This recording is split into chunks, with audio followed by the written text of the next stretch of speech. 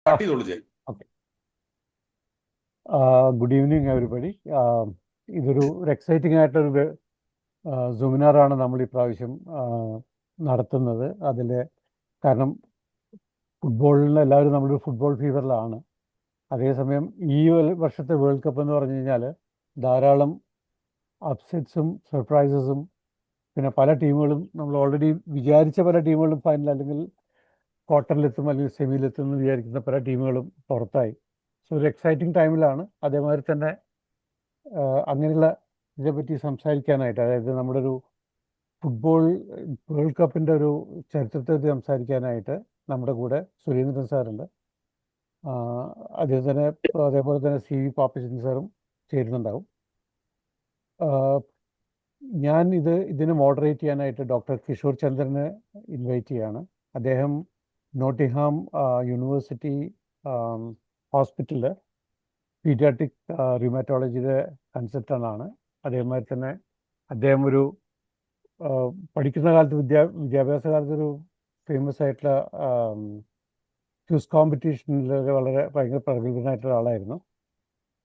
അദ്ദേഹത്തിൻ്റെ വേറൊരു ഇതെന്ന് പറഞ്ഞു കഴിഞ്ഞാൽ അദ്ദേഹത്തിൻ്റെ ഫാദർ കോട്ടയ്ക്കിലെ ഒരു ഫേമസ് ആയിട്ടുള്ള അലോപ്പതി ഡോക്ടറായിരുന്നു, ഈ Balachandra Warrier.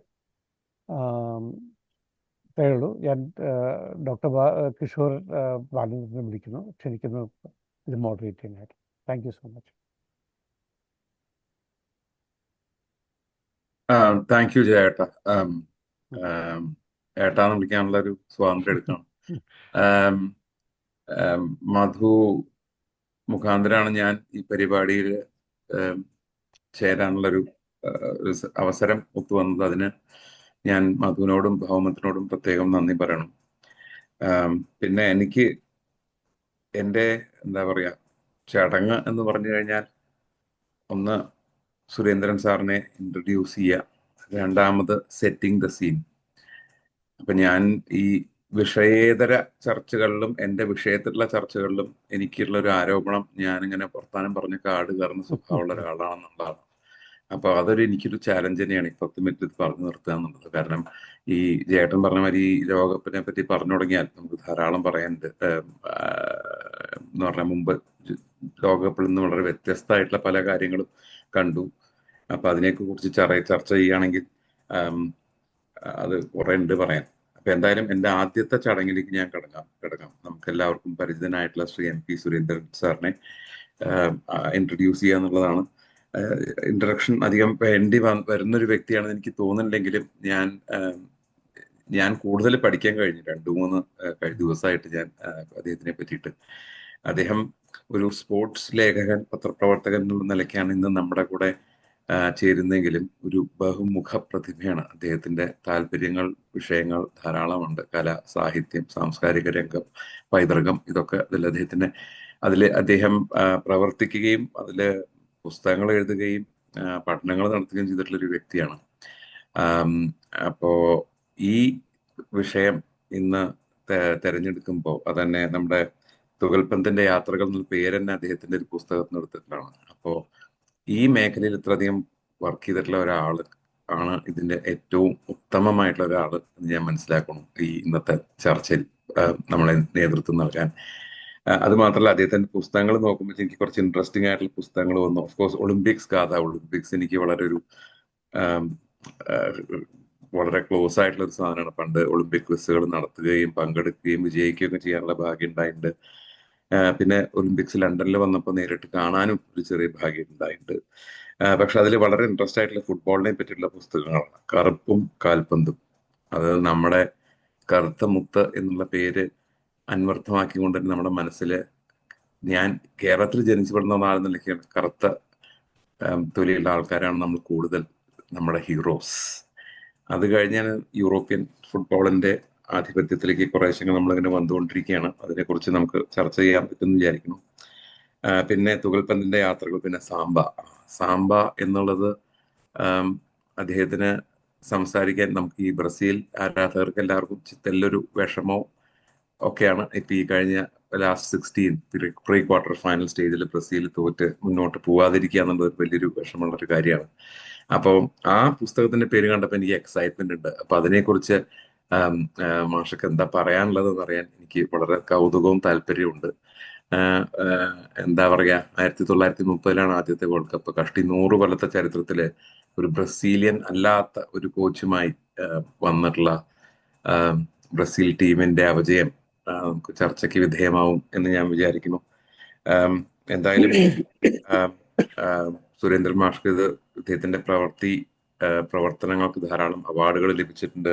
Kesari award, VKN award, Nila award, അങ്ങനെ കുറച്ച് പേരുകളാണ് എൻ്റെ മനസ്സിൽ വരുന്നത്.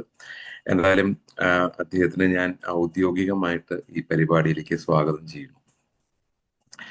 അതിനോടൊപ്പം തന്നെ സെറ്റിംഗ് ദ സീൻ എന്ന് പറഞ്ഞാൽ ഈ ലോകകപ്പിനെ പറ്റി തുടങ്ങുകയാണെങ്കിൽ എവിടുന്ന് തുടങ്ങും എന്നുള്ളതൊരു ചോദ്യമാണ്. അല്ല, ആദ്യം തന്നെ അതിന്റെ പ്രത്യേകതകൾ കുറച്ചുണ്ട്. അതായത് ആദ്യമായിട്ടാണ് 3 രാജ്യങ്ങൾ ചേർന്ന് ലോകകപ്പ് നടത്തുന്നത്. അതൊരു പ്രത്യേകതയാണ്. പിന്നെ ആദ്യമായിട്ടാണ് 48 രാജ്യങ്ങൾ പങ്കെടുക്കുന്ന ഒരു ലോകകപ്പ് ഉണ്ടാവുന്നത്. സ്വതേ 32 നമ്മുടെ കണക്ക് കുറച്ചു കാലമായിട്ട്. അപ്പൊ അതിൽ നിന്ന് വ്യത്യസ്തമായിട്ട് 48 ടീമുകൾ പങ്കെടുത്തു.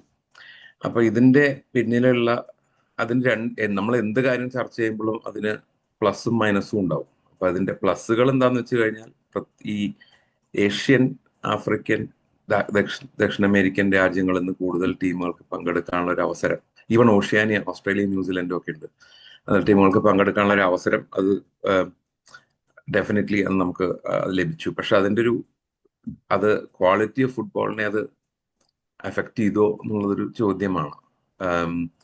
ഇപ്പോ വളരെ പ്രശസ്തനായിട്ടുള്ള മാനേജർ ജോസെ മൊറീനിയോയോട് ചോദിച്ചു, എങ്ങനെ താങ്കൾ വേൾഡ് കപ്പ് ആസ്വദിക്കുന്നുണ്ടോ എന്ന്. അപ്പൊ അദ്ദേഹം പറഞ്ഞു, ഞാൻ നോക്കണ കളികളൊക്കെ 6-0, 7-1, 5-2 ഒക്കെയാണ്. എനിക്ക് അത്രങ്ങൾ ഞാൻ 15-20 മിനിറ്റ് കഴിഞ്ഞാൽ ഓഫ് ചെയ്യും. Pre quarter final, last 32 knockout stage വന്നാലേ ഞാൻ ശരിക്കും കാണുള്ളൂ എന്ന് പറഞ്ഞൊരു കൂട്ടരുണ്ട്. വേറൊരു പക്ഷം പറയുന്നത്, കേപ്പ് വെർഡെ, കുരസാവോ, 6 ലക്ഷം ആൾക്കാരേ ഉള്ളൂ, അവരൊക്കെ ലോകകപ്പിൽ എത്തുക, ഇത്ര അതിഗംഭീരമായിട്ടുള്ള പ്രകടനം നടത്തുക എന്നുള്ളതൊക്കെ, അതൊക്കെ ഒരു വളരെ ഭാഗ്യമാണ് നമുക്ക് കാണാനുള്ളത് എന്നുള്ളത്. അങ്ങനെ അതിന് പോസിറ്റീവായിട്ട് നോക്കി കാണുന്നവരുണ്ട്. അപ്പൊ അതൊരു ചർച്ചാ വിഷയമാണ്. പിന്നെ ഞാൻ പറഞ്ഞ മാതിരി ഈ ആദ്യമായിട്ട് ഒരു ഇറ്റാലിയൻ കോച്ചിന്റെ നേതൃത്വത്തിൽ ഇറങ്ങിയ ബ്രസീൽ അധികം ഒരു ബഹുദൂരം മുന്നോട്ട് പോയില്ല എന്നുള്ളൊരു സങ്കടമാണ്. 2002 അവസാനം ബ്രസീൽ ജയിച്ചത്.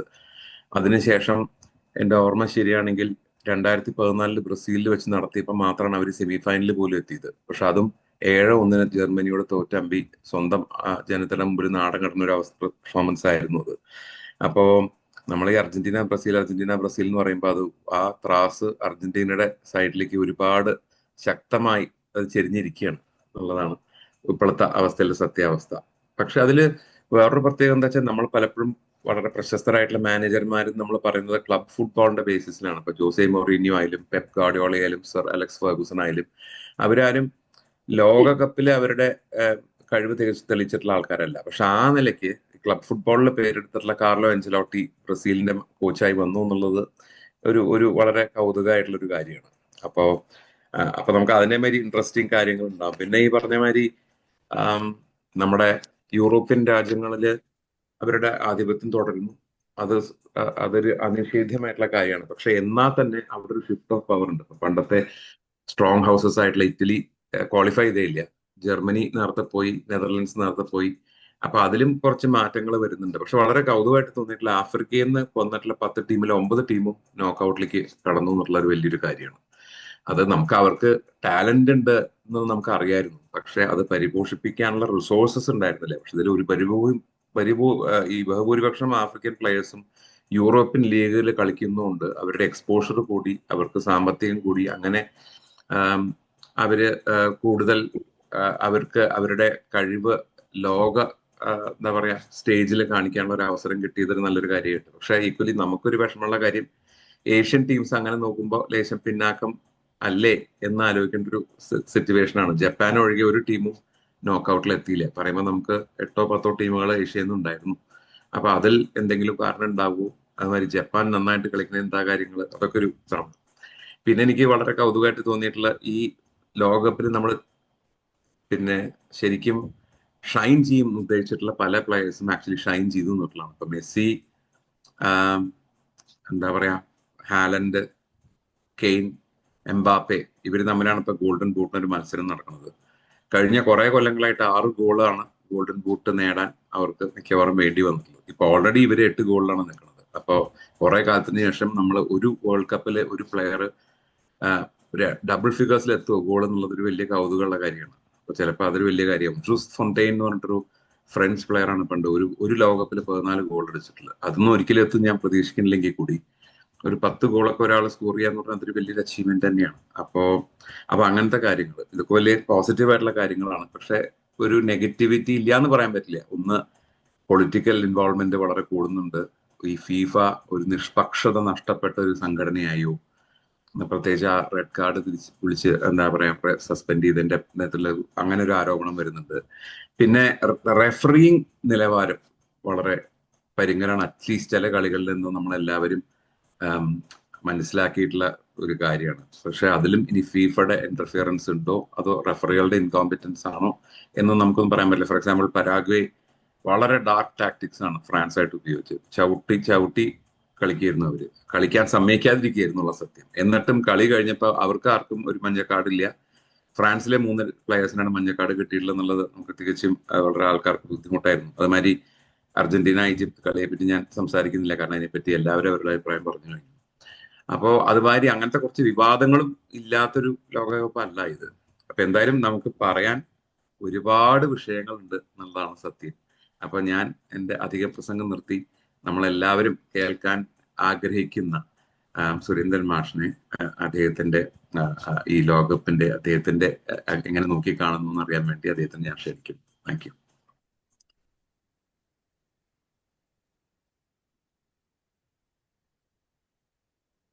എല്ലാവർക്കും നമസ്കാരം.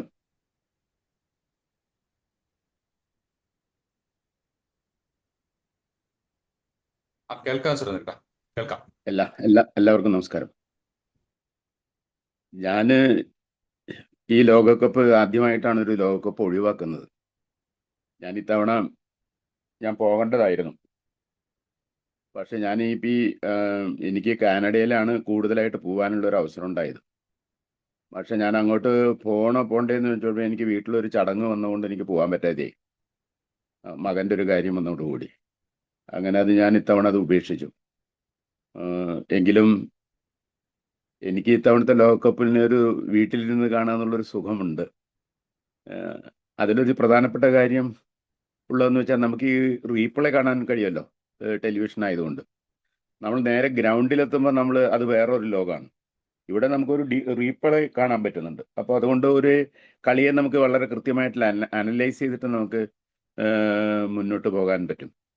ഇപ്പം ഇന്നലത്തെ കളി കഴിഞ്ഞ ഉടനെ തന്നെ ഇന്നലെ ഫ്രാൻസും മൊറോക്കോയും തമ്മിലുള്ള കളിയാണ് നടന്നത്. അതിലൊരു പ്രത്യേകതയുള്ളതെന്ന് വെച്ചാൽ ഈ മൊറോക്കോയിലെ എല്ലാ പ്ലെയേഴ്സും കളിക്കുന്നത് ഫ്രാൻസിലോ അതുപോലെ ബെൽജിയത്തിലോ ജർമ്മനിയിലോ പിന്നെ കാനഡയിലോ ഒക്കെയാണ്. ഇപ്പം അവരുടെ ഗോളി ബോനു കാനഡയിലാണ് ജനിച്ചത്. അതേപോലെ തന്നെ അവരുടെ മിക്ക പ്ലെയേഴ്സും ജനിച്ചിട്ടുള്ളത് യൂറോപ്യൻ കൺട്രീസിലാണ്. അവർ ഏകദേശം ജൂനിയർ സബ് ജൂനിയർ തലം വരെ അവർ കളിച്ചു കഴിഞ്ഞതിന് ശേഷം ദേശീയ ടീമിൻ്റെ ഒരു തെരഞ്ഞെടുപ്പ് വരുമ്പോൾ അവർ മൊറോക്കോയെ സെലക്ട് ചെയ്യണത്. എല്ലാ പ്ലെയേഴ്സും അങ്ങനെയാണ്. ഒറ്റയാൾ പോലും ഈ യൂറോപ്പിലെ മറ്റേ സ്വന്തം നാട്ടിൽ കളിച്ചു വന്ന ഒരു ടീമംഗം പോലും മൊറോക്കൻ ടീമിലില്ല. അത് മാത്രമല്ല, ഒരു വലിയ പ്രത്യേകത ഉള്ളതെന്ന് വെച്ചാൽ ഫ്രാൻസിൽ മാത്രം 3 ലക്ഷം മൊറോക്കോക്കാരുണ്ട്. അതേപോലെ തന്നെ സ്പെയിനിലാണെങ്കിൽ ഈ മൊറോക്കോ ചേർന്ന് കിടക്കുന്ന സ്ഥലമാണ് സെവിയയിൽ ഏകദേശം 4 ലക്ഷത്തോളം മൊറോക്കോക്കാരുണ്ട്. അപ്പം ഇന്നലെ ഫ്രാൻസിന്റെ കളി കഴിഞ്ഞപ്പോൾ ഇവിടെ എല്ലായിടത്തും അക്രമം പൊട്ടി പുറപ്പെട്ടു. കാനഡയിൽ ഉണ്ടായി. അതേപോലെ തന്നെ പാരീസിലെ സെന്റ് എലീസ് എന്ന് പറയുന്ന അതിൻ്റെ പ്രധാനപ്പെട്ട നഗരത്തിന്റെ സെൻട്രൽ നഗര ചത്വരത്തിൽ അവിടെ വലിയ ബഹളം ഉണ്ടായി. വലിയ ലാത്തിചാർജ് എല്ലാം ഉണ്ടായിട്ടുണ്ട്. അങ്ങനെ ഇത് പൊതുവെ അതിന് നമ്മുടെ കാണികൾ ഏറ്റെടുത്തത് ഒരു നല്ല രീതിയിലല്ല. അപ്പം അത് ഫ്രാൻസിലും അതുപോലെ തന്നെ ബെൽജിയത്തിലും സ്പെയിനിലും ഒക്കെ വലിയ ക്രമസമാധാന പ്രശ്നം ഉണ്ടാക്കിയിട്ടുണ്ട്. ഇന്നലത്തെ കളിയിൽ ഒരു വളരെ ഏകപക്ഷീയമായി പോയി എന്നാണ് എനിക്ക് തോന്നിയത് കളി കണ്ടപ്പോൾ. കാരണം ഫ്രാൻസ് എന്ന് പറയുന്നത് ഒരു പൊസിഷണൽ സ്ട്രെങ്ത്തിന്റെ കാര്യത്തിൽ ഫ്രാൻസിനെ വെല്ലാൻ ഇപ്പോൾ ഈ വേൾഡ് കപ്പിൽ ഒരു ടീമും ഇല്ല. യഥാർത്ഥത്തിൽ അവരെ തോൽപ്പിക്കുക എന്നുള്ളത് ഓൾമോസ്റ്റ് അസാധ്യമാണ്. അത് രണ്ട് ടീമിന് മാത്രമേ എനിക്ക് തോന്നുന്നു ഓരോ പൊസിഷനിലും മെച്ചപ്പെട്ട കളിക്കാരെ ഉള്ളത്. സ്പെയിനും അതുപോലെ തന്നെ ഫ്രാൻസിനുമാണ്. ഒരാള് നമുക്ക് ആ പൊസിഷനിൽ മാറ്റി നിർത്തിയാൽ വേറെ വരും. ഇപ്പൊ മാർക്കോളെ മാറ്റി നിർത്തി കഴിഞ്ഞാൽ ഡൂയി വരും. അതേപോലെ തന്നെ അവരുടെ മുന്നേറ്റ നിരയിൽ നിന്ന് ഇപ്പോൾ മൈക്കൽ ഒലീഷയെ നമുക്ക് മാറ്റിക്കഴിഞ്ഞാൽ അവിടെ റയൻ ചെർക്കി വരും. അത് എന്താ വെച്ചാൽ ഒലീഷയെ പോലെ തന്നെ തത്തുല്യമായിട്ട് അത്രയും തന്നെ ഭാവനയുള്ള ഒരു പ്ലെയറാണ് ചെർക്കിയും. ഡൂയിയെ പോലെ തന്നെ ഭാവനയുള്ള പ്ലെയറാണ് അവിടെ ബാർക്കോളയും. അപ്പം അതുകൊണ്ട് ഇത് ഫ്രാൻസിനെ സംബന്ധിച്ചിടത്തോളം അവരുടെ ഓരോ പൊസിഷനിലും ഏറ്റവും മികച്ച കളിക്കാരാണ് ഉള്ളത്. അവരുടെ റിസർവ് ബെഞ്ച് ആണെങ്കിൽ വളരെ വളരെ ശക്തമാണ്. അതാണ് ഫ്രാൻസിന്റെ ഈ ഇന്നലത്തെ കണ്ട കളിയിൽ ഉള്ളൊരു മേധാവിത്വത്തിന് പ്രധാനമായിട്ട് ഞാൻ കണ്ടത്. അതേസമയം തന്നെ ആ സായ്ബാരി എന്നുള്ള പ്ലെയറിന്റെ നഷ്ടം മൊറോക്കോയ്ക്ക് വലിയ തിരിച്ചടിയായി പോയി. വളരെ ലെതൽ ഫിനിഷറാണ് ഈ സായ്ബാരി. അപ്പൊ ആ സായ്ബാരിയുടെ ഒരു പ്ലേയും കൊണ്ടാണ് അവർ മുന്നേറ്റ നിരയിൽ വലിയ ചേഞ്ചസ് വരുത്തിക്കൊണ്ടിരുന്നത്. അത് മിക്കവാറും എനിക്ക് തോന്നിയത് ഇന്നലത്തെ കളിയോട് കൂടിയിട്ട് അവർക്കത് റഹീമിക്കൊന്നും അത്രത്തോളം ഉയരാൻ കഴിഞ്ഞില്ല ആ ഇന്നലത്തെ കളിയിൽ. സ്വാഭാവികമായിട്ടും അവരുടെ ആ പൊസഷനിലും മറ്റെല്ലാത്തിലുമൊക്കെ ഫ്രാൻസ് കൃത്യമായിട്ട് കടന്നു കയറിയ ഒരു മേധാവിത്വം കാണിച്ചു. മനോഹരമായിട്ടുള്ള ഒരു മത്സരമാണ്. അതേപോലെ തന്നെ നല്ലൊരു മത്സരം നമ്മുടെ ഈ ഫൈനൽ റൗണ്ടിൽ മിക്കവാറും ഈ 16 ഒക്കെ ആയിട്ട് നമ്മൾ പിന്നീട് കണ്ടത്, നല്ലൊരു കളി കണ്ടത് ഇംഗ്ലണ്ടും മെക്സിക്കോ ആയിട്ടുള്ള കളിയാണ്. ഇംഗ്ലണ്ട് മെക്സിക്കോ ആയിട്ട് കളിച്ചു നന്നായിരുന്നു. ഇംഗ്ലണ്ട് 32-ല് ഇംഗ്ലണ്ട് DR കോങ്കോ ആയിട്ട് കളിച്ചതും വളരെ നല്ലതായിരുന്നു. ഈ വേൾഡ് കപ്പിന്റെ ഒരു വലിയ പ്രത്യേകത എന്ന് പറയുന്നത് അത് നമ്മൾ പല ക്ലബ്ബ് ടീമിൽ നിന്ന് അസംബിൾ ചെയ്തുണ്ടാക്കുന്ന ഒരു പ്ലേയിങ് 11ആണ്. അതുകൊണ്ട് ഓരോ ക്ലബിനും അവരുടേതായ ശൈലിയുണ്ട്, ഓരോ കോച്ചിനും അവരുടേതായ ഫോർമേഷനുണ്ട്. അപ്പോൾ രാജ്യത്തിൻ്റെ ഒരു 11 എന്ന് പറഞ്ഞു വരുമ്പോൾ മിക്കവാറും ഈ കോച്ചുകൾക്ക് സ്വാഭാവികമായിട്ടും അവരൊന്ന് സെറ്റ് ചെയ്യാൻ ഒക്കെ സമയമെടുക്കും. ഇപ്പോൾ കാർലോ ആഞ്ചലോട്ടിയെ കുറിച്ചിട്ട് എല്ലാവരും ഇപ്പൊ ബ്രസീലിലൊക്കെ വലിയ മുറവിളി വന്നിട്ടുണ്ട്. പ്രത്യേകിച്ചും റൊമാരിയോ പറയുന്നുണ്ട് ആഞ്ചലോട്ടിയെ പിരിച്ചുവിടണം എന്ന് പറയുന്നുണ്ട്. പക്ഷെ ആഞ്ചലോട്ടി ആകെ ആ ടീമിനെ കൊണ്ട് 17 മത്സരം മാത്രമേ കളിച്ചിട്ടുള്ളൂ. 17 മത്സരം കളിച്ചിട്ടുള്ളൂ. അത് കോച്ചിന്, ഒരു ദേശീയ കോച്ചിന് ഒരു ടീമിന്റെ ഒരു 11 രൂപപ്പെടുത്തണമെങ്കിൽ സ്വാഭാവികമായിട്ട് നല്ല സമയം വേണം. അവർക്ക് കുറച്ച് കൂടുതൽ സമയം വേണം. കാരണം ക്ലബിലാണെങ്കിൽ മിക്കവാറും ക്ലബിന്റെ സ്കൗട്ടുകളൊക്കെ മിക്കവാറും ഓരോ പൊസിഷനിൽ പറ്റുന്ന രീതിയിലുള്ള ഓരോ നല്ല പ്ലെയേഴ്സിനെ അവർ കണ്ടുവച്ചിട്ടുണ്ടാവും. അതേപോലെ തന്നെ അവർ റിസർവ് ബെഞ്ചിൽ ഇരിക്കാൻ പറ്റുന്ന തത്തുല്യമായിട്ടുള്ള പ്ലെയറേയും അവർ കണ്ടെത്തിയിട്ടുണ്ടാവും. നേരെ മറിച്ച് രാജ്യത്തിന്റെ ഒരു കാര്യം വരുമ്പോൾ ഈ അതുവരെ കളിച്ചിരുന്ന ക്ലബിന്റെ കളിയിൽ നിന്ന് വ്യത്യസ്തമായിട്ട് ഒരു പുതിയ ഫോർമേഷനിൽ, ഒരു പുതിയ ഗ്രൗണ്ടിൽ, ഒരു പുതിയ മറ്റേ കോച്ചിന്റെ കീഴിൽ കളിക്കേണ്ടി വരികയാണ്. അപ്പോൾ അവിടെ ബ്രസീലിന് പറ്റിയിട്ടുള്ളൊരു പ്രശ്നം അതാണ്. കാരണം ഒരു കോച്ചും ഒരു 17 കളികൾ കൊണ്ടോ ഒരു കൊല്ലത്തെ ഒരു ടീമിന്റെ ഒരുക്കങ്ങൾ കൊണ്ടോ ഒന്നും ലോകകപ്പ് നേടിയ ചരിത്രം വളരെ അപൂർവമായിട്ടേ ഉണ്ടായിട്ടുള്ളൂ. അത് വേണമെങ്കിൽ നമുക്ക് പറയാവുന്നത് മരിയോ സഗാലോ ആണെന്ന് പറയാം 1970-ലത്തെ. കാരണം അദ്ദേഹം ചുമതല ഏറ്റെടുക്കുന്നത് തന്നെ ഫൈനൽ റൗണ്ടിലേക്ക് എത്തുമ്പോഴാണ്.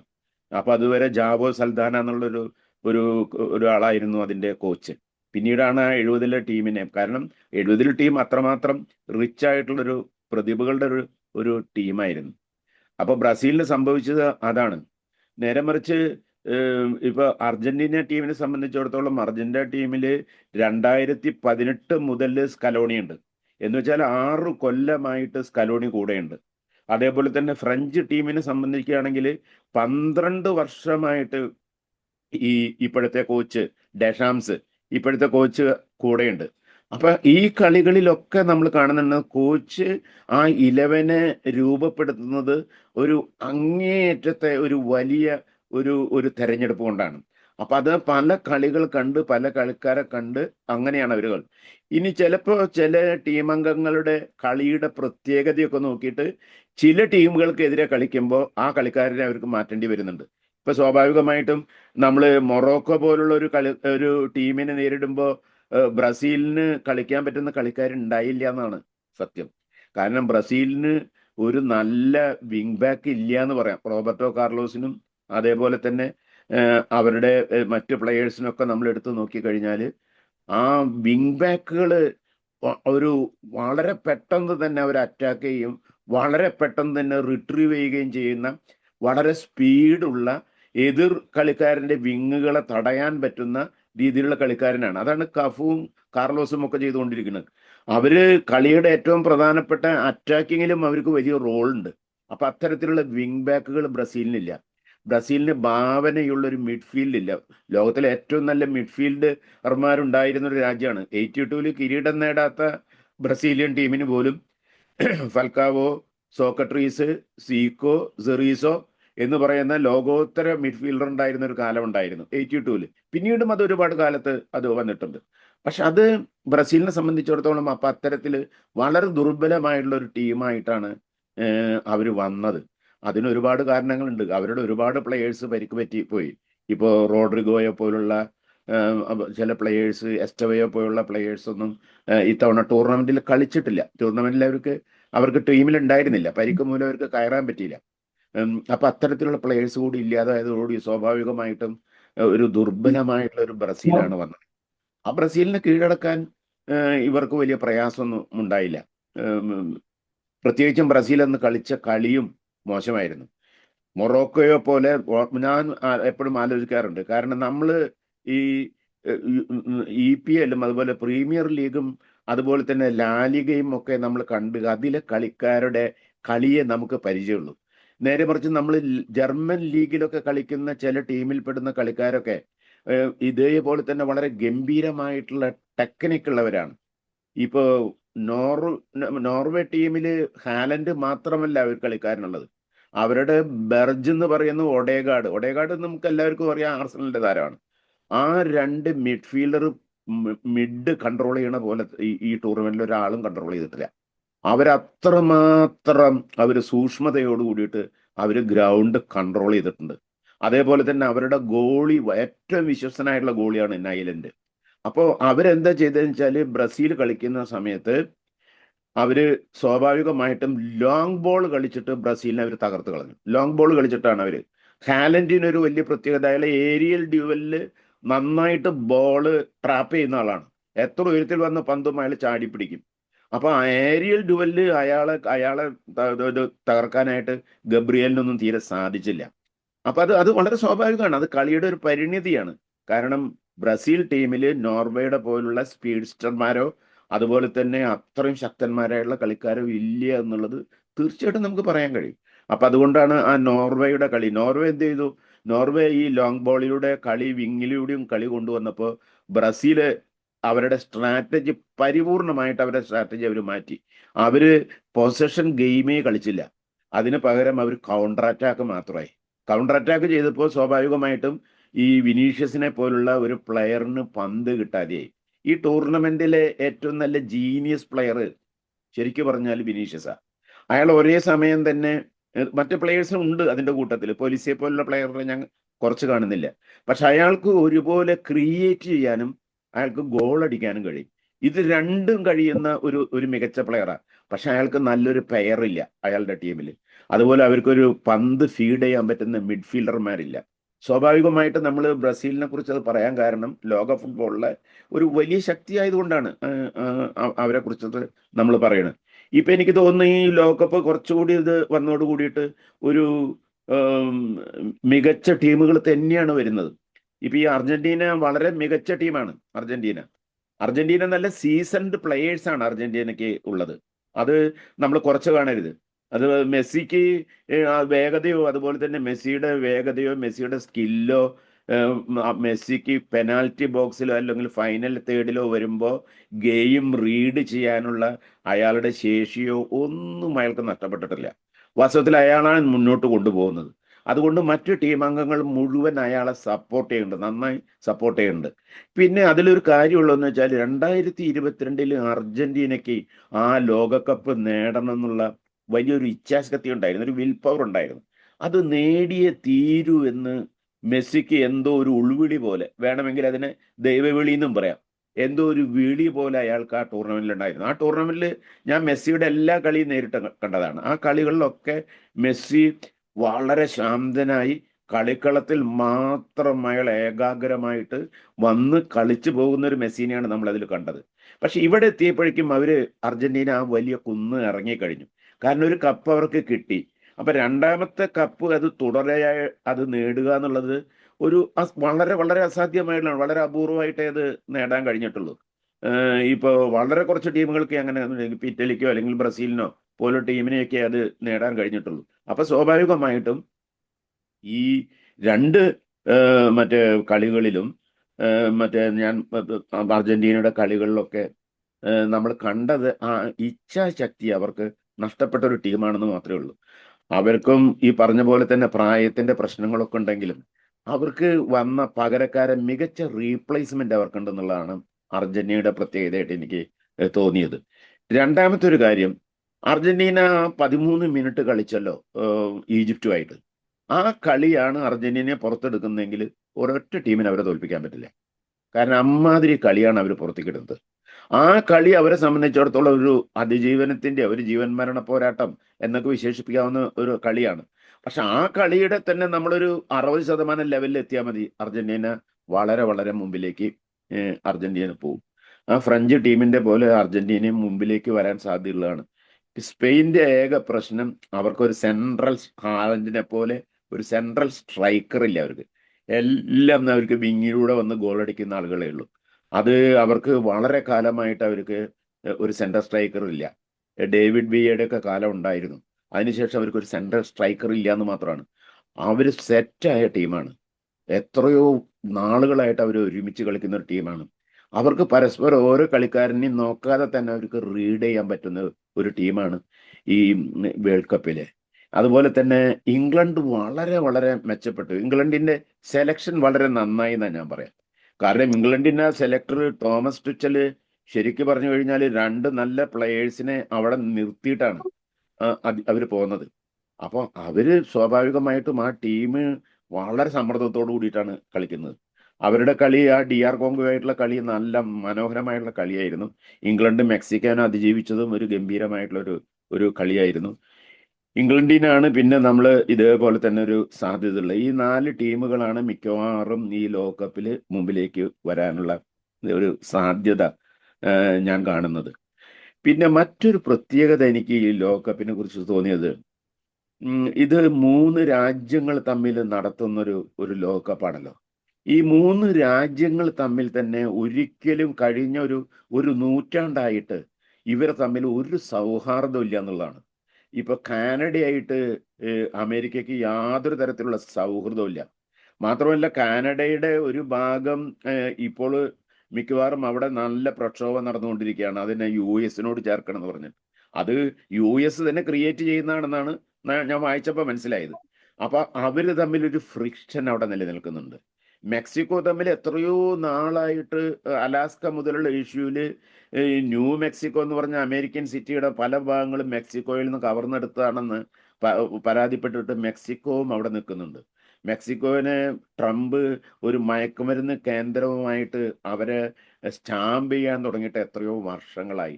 അപ്പോൾ ഒരു പൊളിറ്റിക്സ് ഈ 3 രാജ്യങ്ങൾ തമ്മിൽ എപ്പോഴും അവിടെ ഞാനത് കണ്ടുകൊണ്ടിരുന്നതാണ്. അതേ സമയത്ത് തന്നെ ഫിഫ മറ്റ് എല്ലാ കാലത്തിൽ നിന്നും വ്യത്യസ്തമായിട്ട് അവരുടെ വളരെ സ്വതന്ത്രമായിട്ടുള്ള അവരുടെ ഒരു നിലനിൽപ്പ് അവർ ഈ ലോകകപ്പോട് കൂടിയിട്ട് അപകടത്തിലാക്കിയെന്ന് അത് പറയണം. അത് വളരെ പ്രധാനപ്പെട്ട ഒരു കാര്യമാണ്. കാരണം ഫിഫ രാഷ്ട്രീയം പറഞ്ഞിട്ടാണ് റഷ്യ ലോകകപ്പിൽ നിന്ന് ഉക്രൈനുമായിട്ട് യുദ്ധം നടത്തി, റഷ്യ പുറന്തള്ളി. പക്ഷെ മറ്റെല്ലാ രാജ്യങ്ങളുമായിട്ട് യുദ്ധം നടത്തുന്ന ഇസ്രായേലിനെ അവിടെ നിലനിർത്തി. ഇസ്രായേലിനെ നിലനിർത്തുമ്പോൾ ഫിഫ പറഞ്ഞത് എന്താ? ഞങ്ങൾ പൊളിറ്റിക്സിൽ ഇടപെടില്ല എന്നാണ് ഫിഫ പറയുന്നത്. അങ്ങനെ രാഷ്ട്രീയ കാരണങ്ങളിൽ പോലും അവർക്ക് വ്യക്തമായിട്ടുള്ള ഒരു തത്വശാസ്ത്രം ഫിഫയ്ക്ക് ഇല്ല എന്നുള്ളത് വളരെ വ്യക്തമാണ്. മാത്രമല്ല അവർക്ക് അമേരിക്കയുടെ നിരന്തരമായ ഇടപെടലിനെ ഈ നിമിഷം വരെ അതിജീവിക്കാൻ കഴിഞ്ഞിട്ടില്ല. സോമാലിയയിൽ നിന്ന് ഒരു ഗംഭീരനായിട്ടുള്ള ഒരു റഫറി വന്നു. അയാൾ കഴിഞ്ഞ ആഫ്രിക്കൻ മറ്റേ കപ്പിൽ, അഫ്കോൺ കപ്പിൽ ഏറ്റവും മികച്ച റഫറിയായിട്ട് തിരഞ്ഞെടുക്കപ്പെട്ട ആളാണ്. അയാളെ സോമാലിയയിൽ അയാളെ എബോള വൈറസിന്റെ പേര് പറഞ്ഞ് അയാളെ തിരിച്ചയച്ചു. ട്രംപ് തന്നെ ഇടപെട്ടിട്ട് ഒരു അമേരിക്കൻ കളിക്കാരൻ്റെ റെഡ് കാർഡ് ക്യാൻസൽ ചെയ്തു.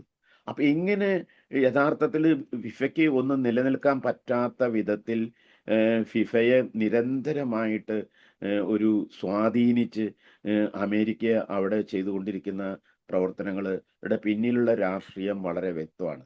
അത് മാത്രമല്ല, ഇൻഫാന്റിനോ മറ്റൊരു കാര്യം കൂടി ചെയ്തു. ഇൻഫാന്റിനോ ഈ യുദ്ധത്തിന്റെ തൊട്ടു മുമ്പ് ഈ പടയൊരുക്കം മുഴുവൻ നടത്തിക്കൊണ്ടിരിക്കുന്ന സമയത്താണ് സമാധാന സമ്മാനം നൽകിയത് ആർക്ക്? ട്രംപിന്. അപ്പൊ ഇത് ഒക്കെ ലോകം കാണുന്നുണ്ട്.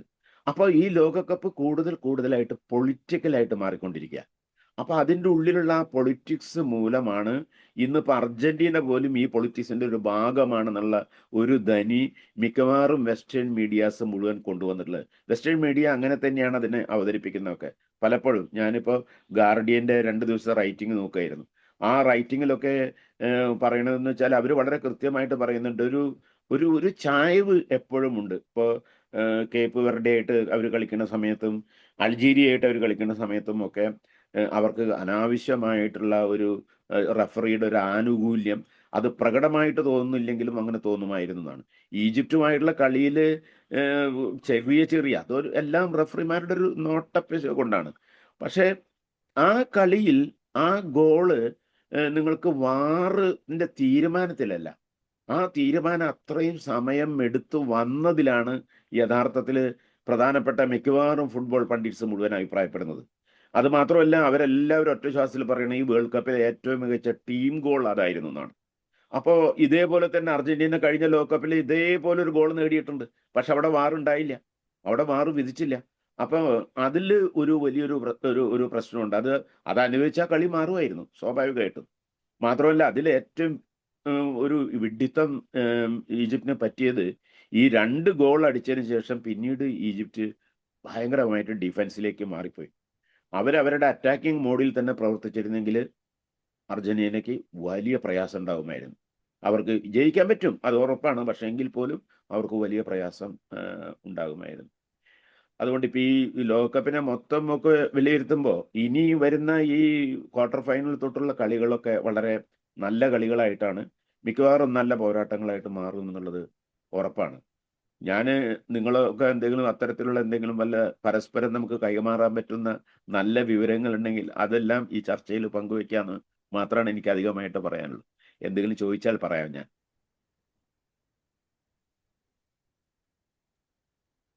സുരേന്ദ്ര സാർ, വളരെ താങ്ക് യു വെരി മച്ച്. ഞാൻ ആക്ച്വലി ഇന്ന് ചർച്ചാ വിഷയമാക്കാം എന്ന് കുറിച്ച് വെച്ചിരുന്ന എല്ലാ കാര്യങ്ങളും അങ്ങ് കവർ ചെയ്ത് കഴിഞ്ഞു. അതിലിപ്പോ ഞാൻ VAR രസംകൊല്ലിയായിട്ടുള്ള കാര്യങ്ങളും ഈ സ്ക്വാഡ് സ്ട്രെങ്ത്തിന്റെ കാര്യങ്ങളും ഈ പാരീസ് ഒരു ഭാവി സ്ഥിരാകേന്ദ്രമായി മാറുന്ന കാര്യങ്ങളൊക്കെ ഇതിൽ എഴുതി വെച്ചിട്ടുണ്ടായിരുന്നു. ഒക്കെ അങ്ങ് വളരെ ഭംഗിയായിട്ട് ഇതിൽ കവർ ചെയ്തു. അപ്പൊ താങ്ക് യു വെരി മച്ച്. അപ്പോ മധു, ഞാൻ ശരിയാണെങ്കിൽ ഈ പാപ്പച്ചൻ സാറുടെ ഇതും കൂടി കഴിഞ്ഞിട്ട് നമുക്കൊരു ഇന്ററാക്റ്റീവ് സെഷൻ അല്ലേ? ഓക്കെ. അപ്പൊ ഞാനിനി അധികം വൈകാതെ ഞാൻ അടുത്ത ഉദ്യമത്തിലേക്ക് കടക്കാം. നമുക്ക് എല്ലാവർക്കും പ്രിയപ്പെട്ട ഇന്ത്യയുടെ കേരള പോലീസിന്റെ സുവർണതാരം ശ്രീ CV പാപ്പച്ചൻ സാറെ ഞാൻ ഈ പരിപാടിയിലേക്ക് സ്വാഗതം ചെയ്യുന്നു. തൃശ്ശൂർ റൗണ്ടിൽ വെച്ചിട്ട് 2004-ലോ 2003-ലോ അദ്ദേഹത്തിന് എനിക്കൊരു കണ്ടുമുട്ടാനായിട്ട് ഉണ്ടായി. അന്ന് ഞാനൊരു സാധാരണ വഴിപോക്കൻ അദ്ദേഹത്തിനോട് സംസാരിച്ചപ്പോൾ വളരെ സൗമ്യമായിട്ട് എന്നോട് പെരുമാറി. പക്ഷെ അന്ന് എന്റെ മൊബൈൽ ഫോണോ സെൽഫിയോ ഒന്നും ഇല്ലാത്തതുകൊണ്ട് ഒരു ഫോട്ടോ എവിഡൻസ് ആയിട്ട് ഇതേവരെ എടുക്കാൻ പറ്റിയിട്ടില്ല. അപ്പൊ അതിന്റെ വിഷമം ഇപ്പോഴും എനിക്കുണ്ട്. IM വിജയൻ, CV പാപ്പച്ചൻ, ഷറഫ് അലി, സത്യൻ ഒക്കെ ഉൾപ്പെട്ടിരുന്ന ഒരു അതിശക്തമായിട്ടുള്ള കേരള പോലീസ് ടീമിനെയും കേരള ടീമിനെയും ഇന്ത്യൻ ടീമിലും വളരെ ആക്റ്റീവായിരുന്ന ഈ പാപ്പച്ചൻ സാർ ഈ പരിപാടിയിൽ വരുന്ന നമുക്കൊരു ഭാഗ്യമാണ്. എനിക്ക് 92-93 കാലഘട്ടത്തിൽ കേരളം സന്തോഷ് ട്രോഫി ജയിക്കുകയും ആ 2 കൊല്ലം പിറ്റേ ദിവസം എനിക്ക് ഓർമ്മയുണ്ട്, സ്കൂളുണ്ടായിരുന്നില്ല, മുടക്കായിരുന്നു, കോളേജ് ഉണ്ടായിരുന്നില്ല, മുടക്കായിരുന്നു. അപ്പൊ ആ ഓർമ്മകളൊക്കെ വരുന്നു. അതുമാതിരി ഞാൻ ഫുട്ബോൾ കണ്ടു തുടങ്ങിയപ്പോൾ ഈസ്റ്റ് ബംഗാൾ, മുഹമ്മദൻ സ്പോർട്ടിംഗ്, മോഹൻ ബഗാൻ, ഇതായിരുന്നു ഇന്ത്യയുടെ ക്ലബ് ഫുട്ബോളിന്റെ ചരിത്രം. പിന്നെ കുറച്ച് കഴിഞ്ഞപ്പോഴാണ് സൽഗോങ്കർ വരുന്നത്, JCT മിൽസ് വരുന്നത്. അപ്പൊ അതൊക്കെ കഴിഞ്ഞ് നമ്മുടെ കേരളത്തിന്റെ സ്വന്തം കേരള പോലീസ് ഒരു ഫെഡറേഷൻ കപ്പൊക്കെ ജയിക്കാന്ന് പറഞ്ഞ് നമുക്ക് മനസ്സിലിങ്ങനെ എന്നും ആം, ആവേശം വരുന്ന ഒരു കാര്യങ്ങളാണ്. അപ്പൊ അതിലൊക്കെ അന്ന് നമ്മളെ നേതൃത്വം നൽകിയ ഈ പാപ്പച്ചൻ സാറിനെ കൂടെ ഒരു പരിപാടിയിൽ പങ്കെടുക്കാൻ പറ്റിയതൊരു ഭാഗ്യം. ഈ ലോകകപ്പിലെ അങ്ങയുടെ അവലോകനത്തിനായിട്ട് ഞാൻ അങ്ങയെ ക്ഷണിച്ചുകൊണ്ടിരുന്നു. Thank you and welcome. Hello, കേൾക്കുന്നുണ്ടോ? കേൾക്കണ്ടോ? കേൾക്കണ്ടേ? കേൾക്കണ്ട. ഇതിപ്പോ സുരേന്ദ്രേട്ടൻ പറഞ്ഞതിന്റെ അപ്പുറത്ത് ഇനി വേറെ ഒരു അവലോകനത്തിന്റെ ആവശ്യമില്ല. കാരണം ഈ പല വേൾഡ് കപ്പുകളും നേരിട്ട് കാണാനും ഇതിന്റെ ഫോളോ അപ്പ് ഉള്ള ഒരാളാണ് സുരേട്ടൻ. ഇപ്പൊ സുരേന്ദ്രേട്ടന്റെ ഇപ്പൊ ഞാൻ കേട്ടാവിച്ചിട്ടുള്ള നോക്കുമ്പോൾ നമുക്ക് കൂടുതൽ പറയാനില്ലെങ്കിൽ പോലും ഈ ടൂർണമെന്റിലെ പല വിവാദങ്ങളും പല പ്രശ്നങ്ങളും പല പ്ലേയേഴ്സിന്റെ ഒരു അണ്ടർസ്റ്റാൻഡിംഗ് ഇല്ലായ്മ ഇതിലുണ്ട്. അത് ഇനി 1-2 മാച്ച് കഴിയുമ്പോഴേക്കും ഇനിയിപ്പോ ലാസ്റ്റ് മൂമെന്റിലേക്കൊക്കെ അതാണ് വരുന്നത്. കാരണം പല മാച്ചുകളും ഈ പ്രൊഫഷണൽ കളിക്കുന്ന കളിക്കാര്, അതാണ് മെയിൻ ആയിട്ടുള്ള പ്രശ്നം. ഇപ്പൊ ബ്രസീലായാലും അർജന്റീന, നേരത്തെ ഇതുവരെ പറയാതെ പോയ ഒരു ടീമാണ് പോർച്ചുഗല്. സുരേട്ടൻ അത് പറയാൻ വിട്ടത് മറന്നുപോയതായിരിക്കും. പോർച്ചുഗലും നല്ല ടീമായിരുന്നു. കാര്യം അതില് റൊണാൾഡോ കളിക്കുന്നുണ്ട്. പക്ഷെ റൊണാൾഡോ അയാൾക്ക് വേണമെങ്കിൽ അയാളെ മാറ്റി ഒരു നേരം കൂടെ ഇറക്കി കഴിഞ്ഞാൽ അവർക്കൊരു ശരിക്കും 11 vs 11 കളിക്കാനുള്ള ഒരു പ്രൊവിഷൻ ഉണ്ടായിരുന്നു. അപ്പോൾ ഇതിപ്പോ ഒരു 10 vs 11 പോലെയായി. കാരണം അദ്ദേഹം ശരിക്കും അങ്ങോട്ട് ശോഭിച്ചില്ല. മെസ്സിക്ക് മേജറാണ്, പക്ഷെ മെസ്സിതായിട്ടുള്ള ഒരു പെർഫോമൻസ് അതിൽ കാഴ്ചവെച്ചിരുന്നു. പിന്നെയുള്ളത് പറഞ്ഞാൽ നമ്മുടെ കഴിഞ്ഞ നേരത്തെ പറഞ്ഞതുപോലെ മെസ്സിയുടെ ആ ഗോള് ലാസ്റ്റ് മൂവ്മെന്റിൽ നമ്മൾ 13-ാം മിനിറ്റില് 13 മിനിറ്റ് വരെ അവർ ഡൗൺ ആയിരുന്നു 2 ഗോളിന്. അതുപോലെ ഒരു ആദ്യത്തെ ഗോളിന് ഒരു കോൺട്രവേഴ്സി ഉണ്ടായിരുന്നു. അതിന് ശേഷം ആ ഗോൾ അടിച്ചിട്ട് അത് ഗോള് വാറ് കൊടുത്തില്ല. പിന്നീട് അത് രണ്ടാമത്തും ഗോൾ അടിച്ചു. അപ്പൊ അത് പിന്നെ ആദ്യത്തെ ഗോള്, കാരണം ഒരു ഗോളുമെയാണ് നിൽക്കുന്നെങ്കിൽ ചിലപ്പോൾ ഒരു പക്ഷെ നമുക്ക് എല്ലാവർക്കും ഒരു ബുദ്ധിമുട്ടായിരുന്നു. പക്ഷെ രണ്ടാമത്തെ ഗോളും ഈജിപ്റ്റ് അടിച്ചു. അതിന് ശേഷമാണ് അവർ തിരിച്ച് ലാസ്റ്റ് മൂവ്മെന്റില് 10-12-15 മിനിറ്റ് ഉള്ളപ്പോഴാണ് 3 ഗോളും മടക്കുന്നത്. പക്ഷെ അന്ന് മെസ്സി എപ്പോഴും കളിക്കുന്നത് ഇതുവരെയുള്ള ഇപ്പൊ ക്ലബിന് കളിക്കുന്ന മുഴുവൻ റൈറ്റിൽ നിന്ന് കളിക്കുന്നത്, റൈറ്റ് എക്സ്ട്രീമിലാണ് നിന്ന് കളിക്കുക. കാരണം ലെഫ്റ്റ് പെർഫെക്ഷൻ ഉള്ളതുകൊണ്ട്. പക്ഷെ മിയാമിയിൽ പോയതിനു ശേഷം ഈ കഴിഞ്ഞ വേൾഡ് കപ്പിലൊക്കെ ഇൻസൈഡ് ആണ് കൂടുതൽ കളിച്ചത്. റൈറ്റ് അങ്ങനെ concentrate കളിച്ചിട്ടുണ്ടായിരുന്നില്ല.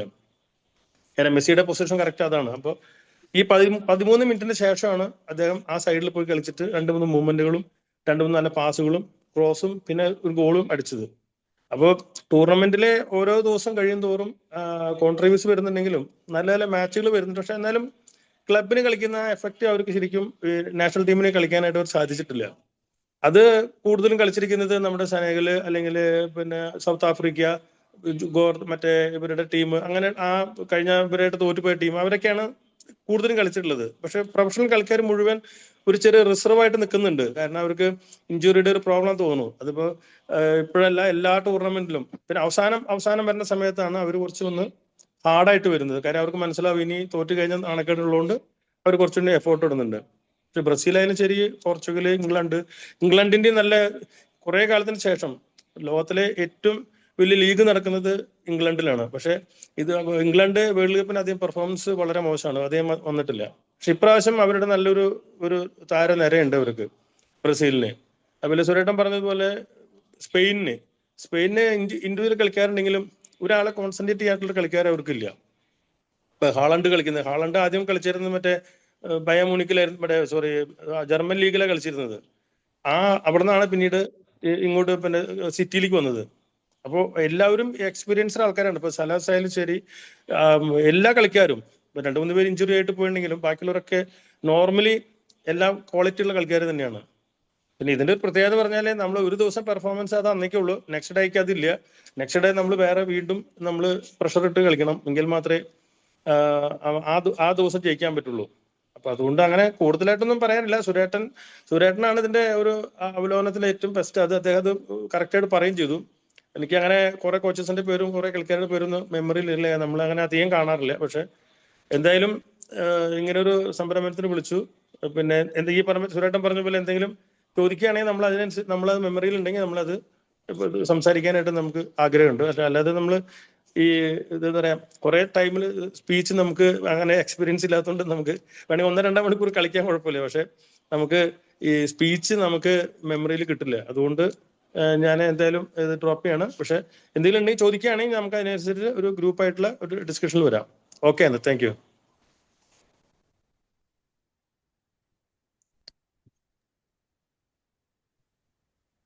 Thank you very much. അപ്പൊ നമ്മള് ഒരു ചോദ്യങ്ങൾ ആരെങ്കിലും ഉണ്ടെങ്കിൽ അവർക്ക് ചോദിക്കാം. ഇല്ലെങ്കിൽ ഞാനൊരു ചോദ്യം വെച്ച് തുടങ്ങാം. ഈ ലോകകപ്പിലെ ഒരു പ്രത്യേകത എന്ന് പറയാൻ പറ്റുമെന്ന് എനിക്കറിയില്ല. അത് തോന്നിയിട്ടുള്ള കാര്യം, ഈ പെനാൾട്ടി മിസ് റേറ്റ് വളരെ അധികമാണ്. എനിക്ക് തോന്നുന്നു 21 പെനാൾട്ടി അടിച്ചതിൽ 7 പെനാൾട്ടി ഒറ്റ മിസ്സായിരിക്കണം. അപ്പൊ അത് പ്രഗത്ഭന്മാരെന്നെ, മെസ്സി 2 മിസ് ചെയ്തു, എംബാപ്പെ കഴിഞ്ഞ ദിവസം മിസ് ചെയ്തു. അപ്പൊ അത് അവരുടെ ആ ടെക്നിക്കിന്റെ എന്ന് പറഞ്ഞാൽ, നമ്മൾ പണ്ടങ്ങോട്ട് ഓടി വന്ന് അടിക്കുക എന്നുള്ളതാണ്. ഇപ്പൊ ഈ അവിടെ നിന്ന് ഹെസിറ്റേറ്റ് ചെയ്ത് പിന്നെ ആദ്യം 2 അടി വെച്ച് പിന്നെ വീണ്ടും ഹെസിറ്റേറ്റ് ചെയ്ത് പോയി അടിക്കുന്ന ഒരു ടെക്നിക്കൊക്കെയാണ് ആൾക്കാർ നോക്കുന്നത്. അപ്പൊ ഈ പറഞ്ഞ മാതിരി ഇന്നത്തെ കാലത്ത് പറഞ്ഞ മാതിരി ഈ ഓരോ പെനാൽറ്റി എടുക്കുന്ന ആൾക്കാരുടെ 100 കണക്കിന് വീഡിയോസ് ആ ഗോൾ കീപ്പർമാരും അവരുടെ ടെക്നിക്കൽ ടീമും അവരെ കാണിച്ചു കൊടുത്തിട്ടുണ്ടാവും. ഇത് ഇന്നത്തെ ഒരു ടെക്നോളജിയുടെ കാര്യമാണോ, അതോ ഗോൾ കീപ്പറുടെ കഴിവാണോ, അതോ ഈ സ്ട്രൈക്കറിന്റെ കോൺഫിഡൻസ് കുറവാണോ? എന്താണ് ഇതിന്റെ ഒരു കാരണമായിട്ട് നിങ്ങൾക്ക് തോന്നുന്നത്?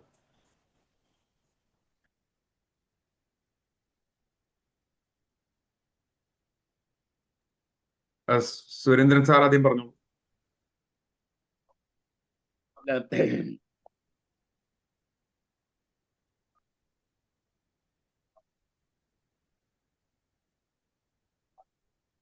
കേൾക്കാമോ?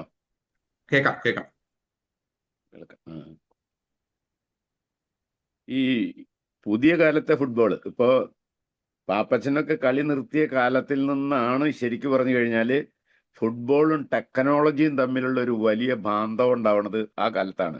കഴിഞ്ഞ ഒരു നമ്മൾ പറയാലോ, നമ്മുടെ ഈ കമ്മ്യൂണിക്കേഷന്റെ ചരിത്രത്തിൽ ഏറ്റവും പ്രധാനം ഇപ്പൊ ഇന്ത്യനെ കുറിച്ച് പറയുമ്പോൾ 95 എന്നുള്ള ഒരു ഡേറ്റ് ആണ് പറയാ. കാരണം 95-ലാണ് ഇന്ത്യയിൽ ഈ അനാലോഗിൽ നിന്ന് നേരെ ഡിജിറ്റലിലേക്ക് ഒരു യാത്ര പുറപ്പെടുന്നത്. ഈ ഡിജിറ്റൽ വിപ്ലവം യഥാർത്ഥത്തിൽ ആ ടെക്നോളജി യഥാർത്ഥത്തിൽ ഏറ്റവും കൂടുതൽ ഇന്ന് ഉപയോഗിക്കുന്നത് ഇന്ന് ഫുട്ബോളിലാണ്.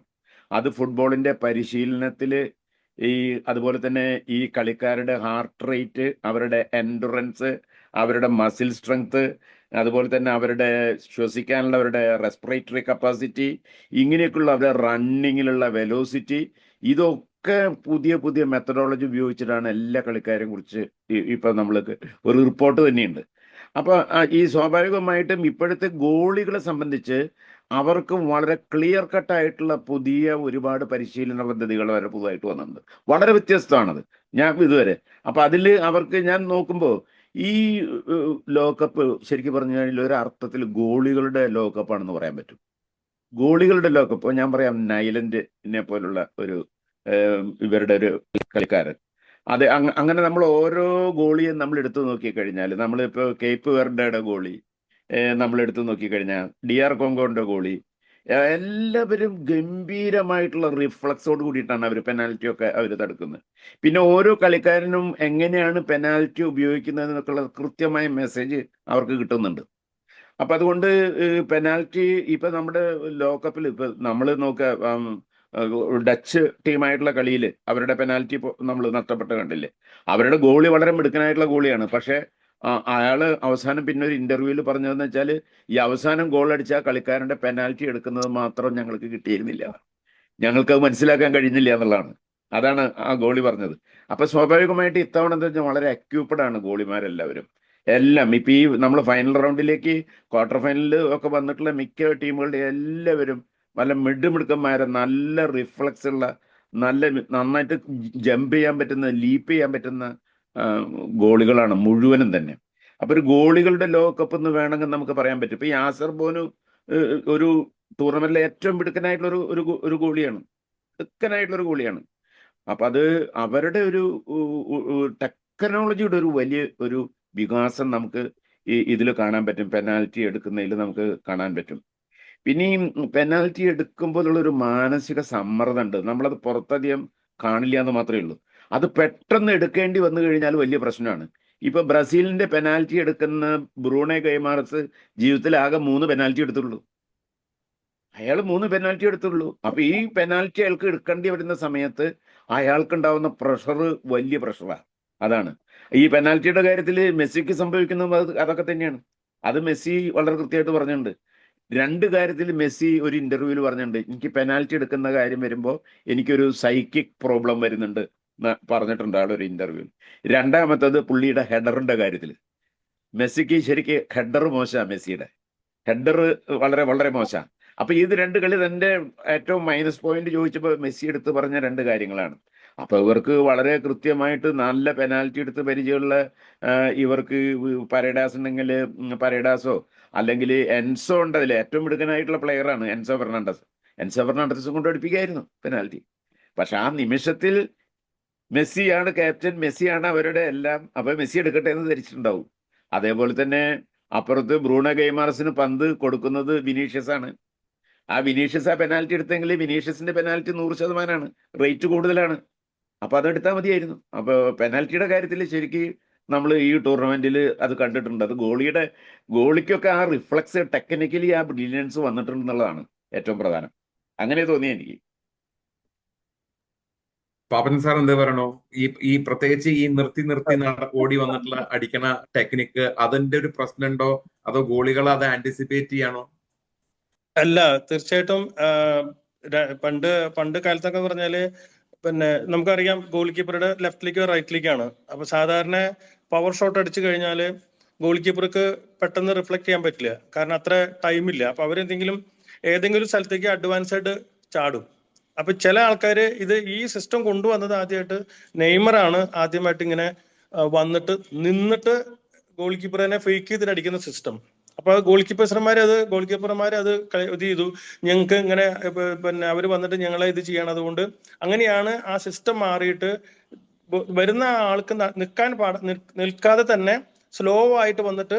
പക്ഷെ അതിന്റെ ഉദ്ദേശം എന്താ വെച്ചാല് ഗോൾ കീപ്പർ ആദ്യമായിട്ട് ഒരു സ്ഥലത്തേക്ക് ചാടുകയാണെങ്കിൽ ആ സ്ഥലത്തേക്ക് പ്ലേസ് ചെയ്യാൻ വേണ്ടിയിട്ടാണ്. അത് സാധാരണ അടിക്കുക നമ്മൾ വന്നതിന് ശേഷം നോക്കിയിട്ട് ഗോൾ കീപ്പറുടെ ഇന്റൻഷൻ നോക്കിയിട്ടാണ് പ്ലേസ് ചെയ്യുക.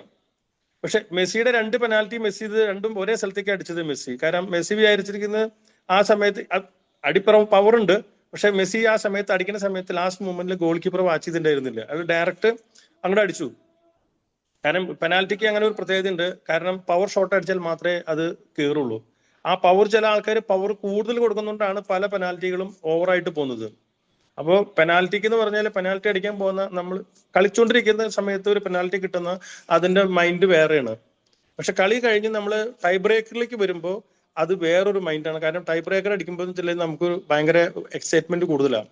പക്ഷെ അവിടെ ചില ആൾക്കാർ, ചില റെഫറീസ്, ഇപ്പൊ നമ്മുടെ റൊണാൾഡോയും പെനാൽറ്റി മിസ് ചെയ്തിട്ടുണ്ട്, കെയ്നും എല്ലാവരും പെനാൽറ്റി മിസ് ചെയ്തിട്ടുണ്ട്. ഇന്ന് വരെ ത്രോ ഔട്ട് ഗോൾ അടിച്ചിട്ടുള്ള കാര്യം ഒരു പെനാൽറ്റി 2 പെനാൽറ്റി അല്ല, കൂടുതൽ പെനാൽറ്റി എടുത്തിട്ടുള്ള ആൾക്കാർക്കൊക്കെ പെനാൽറ്റി മിസ്സായിട്ടുണ്ട്. കാരണം ആ സമയത്ത് ജഡ്ജ്മെന്റ്, കാരണം ഗോൾ കീപ്പറും ഒരു ജഡ്ജ്മെന്റ് എടുക്കും, അടിക്കുന്ന ആളും ഒരു ജഡ്ജ്മെന്റ് ഇടും.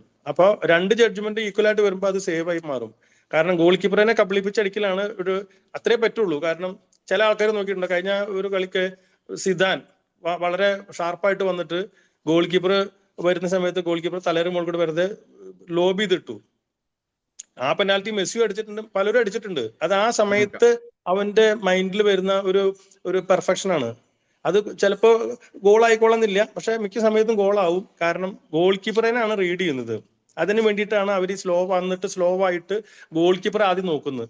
പക്ഷെ അവരടിക്കുന്ന സമയത്ത് ഗോൾ കീപ്പർ നോക്കുന്നില്ല, അവരത് ബ്ലൈൻഡ് ആയിട്ട് അടിക്കുകയാണ് ഒരു സൈഡിലേക്ക്. പക്ഷെ ഗോൾ കീപ്പർമാർക്ക് മനസ്സിലായി ഇത് 2 തരത്തിലാണ്. കാരണം പണ്ട് അങ്ങനെയല്ല, പണ്ട് ബ്ലൈൻഡ് ആയിട്ട് ചാടിയിരിക്കുന്നു, ഏതെങ്കിലും റൈറ്റിലേക്കോ ലെഫ്റ്റിലേക്കോ ചാടും. ഇപ്പൊ അതെല്ലാവരും ഏകദേശം ഈ കളിക്കാർ ഇവർക്കൊരു മൂവ്മെന്റ് ഉണ്ട് ഇപ്പോ. അപ്പൊ ആ സമയത്ത് ഇവർ എന്ത് ചെയ്യും, പ്ലെയേഴ്സിനെ ഒന്ന് ഫേക്ക് ചെയ്യാൻ വേണ്ടിയിട്ട് ഇവരും ചെറുതായിട്ട് ഒന്ന് ഇങ്ങനെ കാണിക്കും. ഈ സംഭവം നമ്മുടെ കഴിഞ്ഞ ബ്രസീലിന്റെ നെയ്മർ അടിച്ചപ്പോ നെയ്മറും അവർ തമ്മിൽ ചെറിയൊരു ഇതുണ്ടായി, ഒരു ഇഷ്യൂസ് ഉണ്ടായി. അപ്പൊ തമ്മിൽ പക്ഷെ അങ്ങനെ അടിച്ചപ്പോ ഇവൻ ഇതുപോലെ ചാടി വന്നിട്ട് വളരെ സിമ്പിൾ ആയിട്ടാണ് അടിച്ചത്. അത് ഗോൾ കീപ്പറുടെ മൂവ്മെന്റ് നോക്കിയിട്ടാണ് അടിച്ചത്. അങ്ങനെ നോക്കിയിട്ട് അടിക്കുകയാണെങ്കിൽ, കാര്യം അടിക്ക് മുമ്പ് റിഫ്ലക്ഷൻ ചെയ്താലേ ഗോളിക്ക് സേവ് ചെയ്യാൻ പറ്റുള്ളൂ.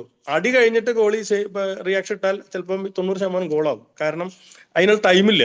അപ്പോൾ ഗോൾ കീപ്പർ ഈ പ്രാവശ്യം വേൾഡ് കപ്പിലാണ് കൂടുതൽ പെനാൽറ്റികൾ വന്നിട്ടുള്ളത്. അതിന്റെ കാരണം പിന്നെ ഗോളുകൾക്കും ഒരു പ്രത്യേകത ഉണ്ട്. കാരണം ഈ പന്തിന്റെ ഒരു പ്രത്യേകത തോന്നുന്നു എനിക്ക്. കാരണം പന്തിനൊക്കെ എന്ന് പറഞ്ഞാൽ അടിക്കുന്നത് കറക്റ്റ് ആണെങ്കിൽ അതേ ലെവലിലേക്ക് പന്ത് വളരെ പെർഫെക്ഷൻ ആയിട്ട് പോകുന്നുണ്ട്.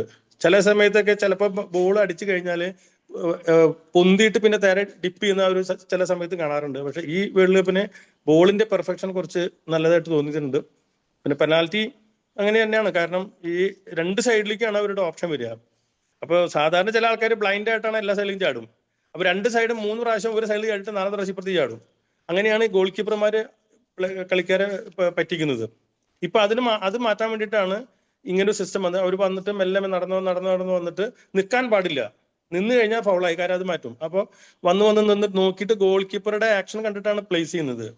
പക്ഷെ അതിൽ പലർക്കും ഫെയിൽ ആയത് എന്തുകൊണ്ടാണെങ്കിൽ അവർ പ്ലേസ് ചെയ്യുന്ന സമയത്ത് ഗോൾ കീപ്പർ വാച്ച് ചെയ്യാണ്ടാണ് ചെയ്തത്. അതുകൊണ്ടാണ് പലരുടെയും മിസ്സായിട്ടുള്ളത്. പക്ഷെ പിന്നെ ഇപ്പൊ കെയിൻ അന്നത്തെ ഒരു ഗോൾ അടിച്ചു, നല്ല പവർഫുൾ ഷോട്ടായിരുന്നു.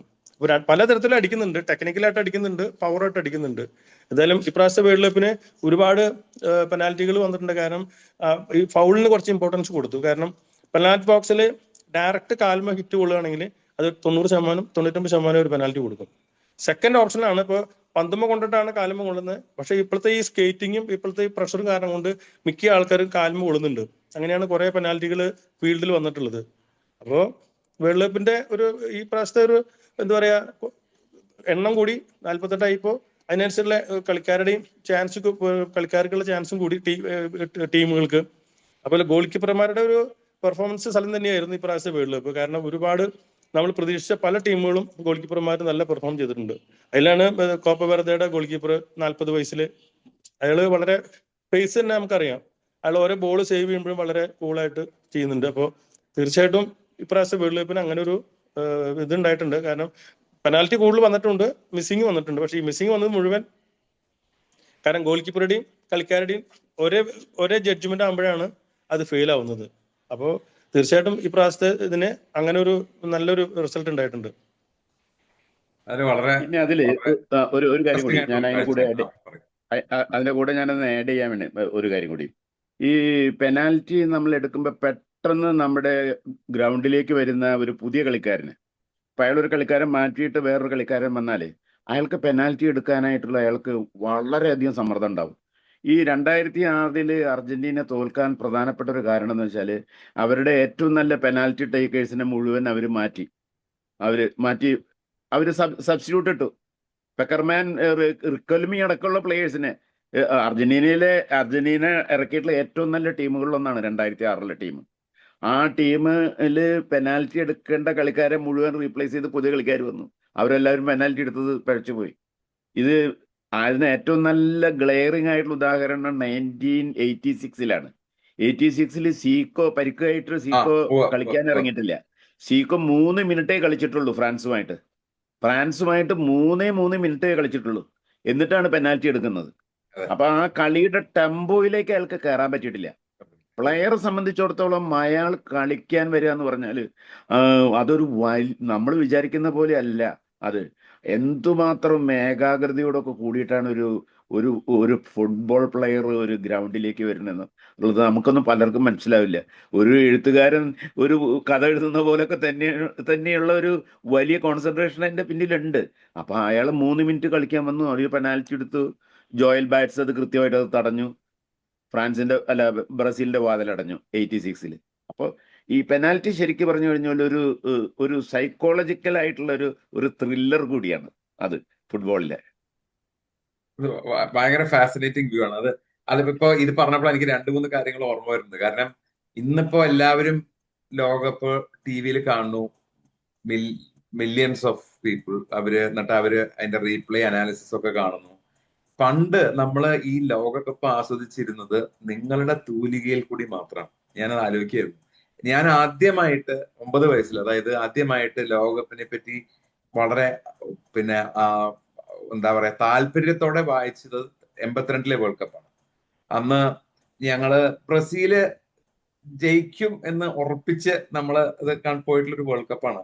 അതിലാണ് പിന്നെ അന്ന് പലരും ഫുട്ബോൾ മരിച്ച ദിവസം എന്നൊക്കെ പലരും വിശേഷിപ്പിച്ച ബ്രസീലിന്റെ ഇറ്റലിയോടുള്ള തോൽവിയും പിന്നെ പൗലോ റോസിയുടെ നേതൃത്വത്തിൽ ഇറ്റലി പോയി ജയിക്കുകയും ചെയ്തു.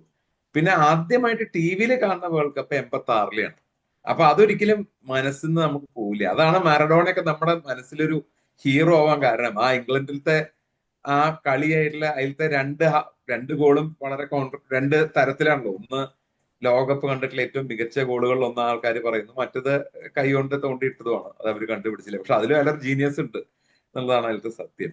അപ്പോ ഞാൻ സുരേന്ദ്രനോട് ചോദിക്കേണ്ടത്, ഈ താങ്കൾ കണ്ടിട്ടുള്ളതിൽ വെച്ചിട്ട് ഏറ്റവും മികച്ച ലോകകപ്പ് ഗോളായിട്ട് ഏതാണ് മനസ്സിലുള്ളത് എന്നുള്ളതാണ് ചോദ്യം. അത് പലരും പറയുന്ന 1970 കാർലോസ് ആൽബർട്ടോ അടിച്ചിട്ടുള്ള ബ്രസീലിന്റെ ഗോള്, ആ ടീം ഗോള്. അത് നമുക്ക് പല രീതിയിൽ അത് പറയാൻ പറ്റും. അത് ചിലത് ഇപ്പൊ വെച്ചാൽ കാർലോസ് ആൽബർട്ടോയുടെ ഗോൾ ഒരു ടീം ഗോളാണ്, ഒരു ടീം ഗോളാണ്. അത് ബിൽഡ് ചെയ്തുകൊണ്ട് വരികയാണ്. അതൊരു അവരുടെ തന്നെ ക്ലോഡാൾഡോ എന്ന് പറഞ്ഞൊരു പ്ലെയർ ബിൽഡ് കൊണ്ടുവന്ന് എവറാൾഡോയുടെ കാലിൽ പോയി, എവറാൾഡോയുടെ കാലിൽ നിന്ന് അത് ഗെർസണിലേക്ക് വന്നു, അത് പെലയിലേക്ക് വന്നു. പെലെ അത് നീക്കിയിട്ടിട്ട് കാലുകൊണ്ട് നീക്കിയിട്ട് കൊടുക്കുമ്പോൾ കാർലോസ് ആൽബർട്ടോ ഒരു നല്ല ഒരു ലീപ്പോടുകൂടി ഓടി വന്നിട്ട് അത് അടിച്ചു കയറ്റാണ് ചെയ്യുന്നത്. അതൊരു ലോകകപ്പിലെ ഏറ്റവും നല്ല ടീം ഗോളുകളിൽ ഒന്നാണത്, ആ ഗോള്. പക്ഷെ മറഡോണയുടെ ഗോൾ എന്ന് പറഞ്ഞു കഴിഞ്ഞാൽ അത് ഇൻഡിവിജ്വൽ ബ്രില്യൻസിന്റെ ഇതാണ്. വളരെ അപൂർവം പേർക്ക് മാത്രം. മെസ്സി അങ്ങനെ അടിച്ചിട്ടുണ്ട് ഒരു ഗോള്. മെസ്സി അദ്ദേഹം ക്ലബ്ബ് ഫുട്ബോളിൽ അങ്ങനെ ഒരു ഗോള് മെസ്സിയും അടിച്ചിട്ടുണ്ട്. ജോർജ് വെയ ഒരു ഗോൾ അടിച്ചിട്ടുണ്ട്. സൗദി അറേബ്യയുടെ ഒവൈറാൻ അതുപോലൊരു ഗോൾ അടിച്ചിട്ടുണ്ട്. ഇവരൊക്കെ പഴയ കാലത്തെ വലിയ പ്ലേയേഴ്സാണ്. 94 അതെനിക്ക് ഓർമ്മയുണ്ട്, ഒവേറാന്റെ 94 ഈ കളി, ഇത് മാറഡോണയുടെ ഗോളിന്റെ പ്രത്യേകത വെച്ചാല് നല്ല ഫിസിക്കലായിട്ട് ശക്തിയുള്ള മറ്റേ പീറ്റർ ബ്രീഡ് പോലുള്ള മറ്റേ അവരെ മുഴുവൻ ഫെൻവിക്ക് തുടങ്ങിയിട്ടുള്ള പ്ലേയേഴ്സിനെ മുഴുവൻ ഔട്ട്സ്മാർട്ട് ചെയ്ത് ഒറ്റയ്ക്ക് ബോൾ കൊണ്ടുവന്ന് ശരിക്കും ഒരു ബുൾഡോസർ പ്ലേ ആണത്. നമ്മൾ നോക്കുമ്പോൾ വന്ന് അത് അടിച്ച പോലെയുള്ളൊരു ഗോള് എൻ്റെ ഓർമ്മയിൽ അത്രയും മനോഹരമായുള്ള ഗോൾ ഇല്ല ശരിക്കും പറഞ്ഞാൽ. അതാണ് മറഡോണയെ നമ്മൾ ഓർമ്മിക്കുന്ന ആ ഗോൾ കൊണ്ടാണ്. വളരെ കറക്റ്റ് ആണ്. ഒന്ന് ഒരു ബെസ്റ്റ് ടീം ഗോളാണ്, മറ്റത് ബെസ്റ്റ് ഇൻഡിവിജ്വൽ ഗോളാണ് അല്ലെ? ഇൻഡിവിജ്വൽ ഗോളാണ്. അതുമാതിരി 2006 എനിക്ക് ഓർമ്മയില്ലേ, എസ്തബാൻ കാംബിയാസോ അർജന്റീനയ്ക്ക് വേണ്ടി അതിഗംഭീരമായിട്ടൊരു ടീം ഗോള് സ്കോർ ചെയ്തിട്ടുണ്ട്. 2006 10 എനിക്ക് ഓർമ്മയില്ല. 2006 സെർബിയ ആയിട്ടുള്ള മത്സരം 42 മൂവ്മെന്റ് പാസ്സാണ്, 42 പാസ്സാണ്. ആ പാസിലാണ് കാംബിയാസ് ആ ഗോൾ അടിക്കുന്നത്. അതൊരു ബ്യൂട്ടിഫുൾ ടീം ഗോളായിരുന്നു. ബ്യൂട്ടിഫുൾ ഗോളാ. ഒരു ഫീൽഡ് ഗോൾ ഇത്രയും മനോഹരമായിട്ട് എക്സിക്യൂട്ട് ചെയ്തത് അത് തന്നെയാണ്. നമ്മളെ പാപ്പച്ചൻ സാറ് പറഞ്ഞൊരു ടോപ്പിക്കിലേക്ക് വരിക, പോർച്ചുഗൽ. ഈ പറഞ്ഞ മാതിരി പോർച്ചുഗലിലും പ്രതിഭാധനരായിട്ടുള്ള ഫുട്ബോളേഴ്സിന്റെ ഒരു സംഗമാണ്, അതിഗംഭീരന്മാര്. ബ്രൂണോ ഫെർണാണ്ടസ് മാഞ്ചസ്റ്റർ യുണൈറ്റഡിന്റെ, Bernardo Silva Manchester city, Nuno Mendes Paris saint Germain, ഇപ്പോഴത്തെ ചാമ്പ്യൻസ് ലീഗ് പ്ലെയേഴ്സ് അല്ലേ, റഫേൽ ലാവോ, പിന്നെ വിറ്റീനിയ, ഒക്കെ അതിഗംഭീരമായിട്ടുള്ള പ്ലെയേഴ്സ് ആണ്. അപ്പൊ അത് വെച്ചിട്ട് പോർച്ചുഗലിന് നല്ലൊരു സാധ്യത എല്ലാവരും കൽപ്പിച്ചിരുന്നു. ഇതിലിപ്പോ പോർച്ചുഗലിന്റെ വിങ് ബാക്കുകൾ രണ്ടുപേരും വിങ് ബാക്കുകൾ പോർച്ചുഗലിന്റെ 2 വിങ് ബാക്കുകൾ മറ്റേ ന്യൂനോ മെൻഡിസും പോലുള്ള പ്ലെയേഴ്സും ഒക്കെ അവർക്ക്. അല്ല, അപ്പൊ ചോദ്യം എന്താന്ന് വെച്ചാൽ, ഈ റൊണാൾഡോ ഇപ്രാവശ്യം അവർക്കൊരു ഒരു പ്ലസ് ആയിരുന്നോ മൈനസ് ആയിരുന്നോ എന്നുള്ളതാണ് ചോദ്യം. അദ്ദേഹം ഒരു ബാധ്യതയായിരുന്നു എന്നുള്ളത് അതാണ് ഒരു വലിയ ഡിബേറ്റ്. അതിപ്പോ എല്ലാത്തിനും 2 വശം ഉണ്ടാവില്ല. ഇപ്പൊ റൊണാൾഡോ ഫാൻസിനോട് ചോദിച്ചാൽ അവര് അത് ചെയ്യുന്നവരെ തെറി വിളിക്കും. പക്ഷെ എന്നാൽ അതിലൊരു സത്യം ഇല്ലാതില്ല എന്ന്. അതിന്റെ ഒരു എക്സാമ്പിള് 2022 ഖത്തറില് അവരൊരു കളിയിൽ റൊണാൾഡോനെ പുറത്തിരുത്തി ഗോൺസാലോ റാമോസിനെ ഇരുത്തി. അയാൾ ആ കളിയിൽ ഹാട്രിക് അടിച്ചു. ഇവര് 6-1 മറ്റോ ജയിച്ചു കളി. എന്നിട്ട് പക്ഷെ അവര് മറ്റേ ക്വാർട്ടർ ഫൈനലിൽ എത്തിയപ്പോ വീണ്ടും റൊണാൾഡോനെ തിരിച്ചു കൊണ്ടുവരികയാണ് ചെയ്തത്. ആ കളി ഇവർ തോൽക്കുകയും ചെയ്തു. അപ്പോ ഇക്കൊല്ലം ഇതിൽ വേറൊരു ബാക്ക്ഗ്രൗണ്ട് എന്താ വെച്ചാൽ, റൊണാൾഡോ ഇപ്പോൾ യൂറോപ്പിലെ ടോപ്പ് ലീഗുകളൊന്നും കളിക്കുന്നില്ല. അവിടെ സൗദി അറേബ്യയിലെ അൽ നാസറിന് വേണ്ടിയാണ് കളിക്കുന്നത് കഴിഞ്ഞ 2-3 കൊല്ലമായിട്ട്. അപ്പോ ഒന്ന് അദ്ദേഹത്തിന്റെ പ്രായം, രണ്ടാമത് അദ്ദേഹം മാറ്റുരയ്ക്കുന്നത് ഏറ്റവും മികച്ച കളിക്കാരുടെ കൂടെ അല്ല എന്നുള്ളൊരു ചർച്ച, 3 അദ്ദേഹം ഒരു സെൽഫിഷ് പ്ലെയർ ആണെന്നുള്ളൊരു ആരോപണം. ഇതൊക്കെ ഈ ബാക്ക്ഗ്രൗണ്ടിലുണ്ട്. അങ്ങയുടെ അഭിപ്രായം എന്താ അതിനെപ്പറ്റി? ഈ 41 വയസ്സിൽ ഒരു ഫുട്ബോളർ 90 മിനിറ്റ് ഇതുപോലുള്ള ഇത്രയും വലിയ ഒരു കോമ്പറ്റീഷനിൽ കളിക്കാന്ന് തന്നെ പറയുന്നത് ഒരു വലിയ അത്ഭുതമാണ്. അവിടെ അതിൽ ഏറ്റവും പ്രധാനപ്പെട്ട ആ കളിയിലെ നിർണായകമായിട്ടുള്ള ഡിസിഷൻ മേക്കർ അവരുടെ കോച്ചാണ്. കോച്ച് ആലോചിക്കേണ്ടത് ആ ടീമിന്റെ, ആ മൊത്തം ടീമിന്റെ കോർഡിനേഷൻ ആയിരുന്നു കോച്ച് ആലോചിക്കേണ്ടത്. അങ്ങനെ സെറ്റായിട്ടുള്ള ഒരു ടീമിൽ നിങ്ങൾക്ക് ഈ ഒരു റൊണാൾഡോക്ക് കളിക്കാൻ പറ്റില്ല. പാപ്പച്ചൻ നേരത്തെ പറഞ്ഞല്ലോ, ആ 10 പ്ലേയേഴ്സ് മാറ്റിയിട്ട് വേറൊരു 11ാമൻ അവിടെ മിസ്ഫിറ്റ് ആയിട്ട് നിൽക്കുകയാണ്. കാരണം അയാൾക്ക് പെനാൽറ്റി ബോക്സിൽ മാത്രമേ കളിക്കാൻ പറ്റുന്നുള്ളൂ. അയാൾക്ക് ബോൾ സ്വീകരിക്കാൻ പുറത്തേക്ക് പോകാനോ ബോൾ എടുക്കാനോ അയാൾക്ക് കഴിയുന്നില്ല. കാരണം അയാൾ 38 വയസ്സ് കഴിഞ്ഞപ്പോഴേക്കും പിന്നീട് അയാളുടെ കളിയുടെ ശൈലി അയാൾ മാറ്റി. അയാൾ ഒരിക്കലും പന്ത് പുറത്തുനിന്ന് എടുക്കണില്ല. അയാൾ ആ ഇതിൽ മാത്രം ഫൈനൽ തേർഡിൽ മാത്രം അയാൾ കളിക്കുക ചെയ്യണത്. മാത്രമല്ല അതിൻ്റെ ഉള്ളിലൊരു പ്രശ്നം എന്ന് വെച്ചാൽ ഈ പ്ലെയേഴ്സ് തമ്മിൽ വലിയൊരു ഈഗോയിസ്റ്റിക് ആയിട്ടുള്ള ഒരു അപ്രോച്ച് ഈ പോർച്ചുഗൽ ടീമിന് എല്ലാ കാലത്തും ഉണ്ട്. എല്ലാ കാലത്തും അങ്ങനെ ഒരു സംഗതിയുണ്ട്. അപ്പോൾ ബ്രൂണോ ഫെർണാണ്ടസ് വിചാരിക്കുന്നത് ഞാനാണ് മികച്ച കളിക്കാരൻ, അയാൾ അങ്ങോട്ട് പാസ് കൊടുക്കില്ല, മറ്റേയാൾ ഇങ്ങോട്ട് പാസ് കൊടുക്കില്ല. ആ ടീമിനെ ശരിക്കും പറഞ്ഞു കഴിഞ്ഞാൽ ആ ടീമിന് ഒരു മെന്റൽ ആയിട്ടുള്ള ഒരു ഇക്വിലിബ്രിയം ഉണ്ടായില്ല ശരിക്കും പറഞ്ഞാൽ. അതാണ് ആ ടീമിന്റെ ഒരു പ്രശ്നം. ആ റിതം അവിടെ ബ്രേക്ക് ചെയ്ത് പോയി. റൊണാൾഡോ വന്നപ്പോൾ അവരുടെ അത് ബ്രേക്ക് ചെയ്ത് പോയി. അത് ശരിക്കും അവർക്ക് ഈ ലോകകപ്പ് നേടാവുന്ന മികച്ച ടീമായിരുന്നു. മാക്സിമം നമുക്ക് ഒരു 30 മിനിറ്റേ നമുക്ക് റൊണാൾഡോനെ കളിപ്പിക്കാൻ പറ്റുള്ളൂ. അങ്ങനത്തെ ഒരു ടീമിലെ ഒരു കോച്ചിന് 30 മിനിറ്റാണ് മാക്സിമം കളിപ്പിക്കാൻ പറ്റുക. കാരണം പിന്നെ കളിക്കുന്ന സെൻട്രൽ സ്ട്രൈക്കർ എന്ന് കൗതുകമായിട്ടുള്ള കാര്യമാണ്. പലരും ഇത് തന്നെയാണ് പറഞ്ഞിട്ടുള്ളത്. നിങ്ങൾ 60 മിനിറ്റ് കളിക്കൂ, എന്നിട്ട് 60-ാം മിനിറ്റിൽ റൊണാൾഡോനെ കൊണ്ടുവരും, അയാൾ ഗോൾ അടിച്ചിരിക്കും, അല്ലെങ്കിൽ അവസരം കിട്ടിയ ചെയ്തിരിക്കും. പക്ഷെ ഈ ഒരു കളിയിൽ പോലും റൊണാൾഡോ ഒറ്റ കളിയിൽ മാത്രമേ റൊണാൾഡോനെ അവസാനമായിട്ട് റീപ്ലേസ് ചെയ്തിട്ടുള്ളൂ. അതിനുള്ളൊരു അത് ഗഡ്സില്ലായ്മയാണോ അതോ ജനങ്ങളെ പേടിച്ചിട്ടാണോ ഫാൻസിനെ പേടിച്ചിട്ടാണോ എന്ന് അറിയില്ല. പക്ഷെ ഒരു കോച്ചിന്റെ ആത്യന്തികമായിട്ടുള്ള ഒരു എന്താ പറയാ ധർമ്മം എന്നുള്ളത് do what is best for the team അല്ലേ, അതല്ലേ? പിന്നെ തീർച്ചയായിട്ടും പാപ്പച്ചൻ സെന്റർ ഫോർവേഡ് ആയിട്ടാണല്ലോ കളിക്കുന്നത്.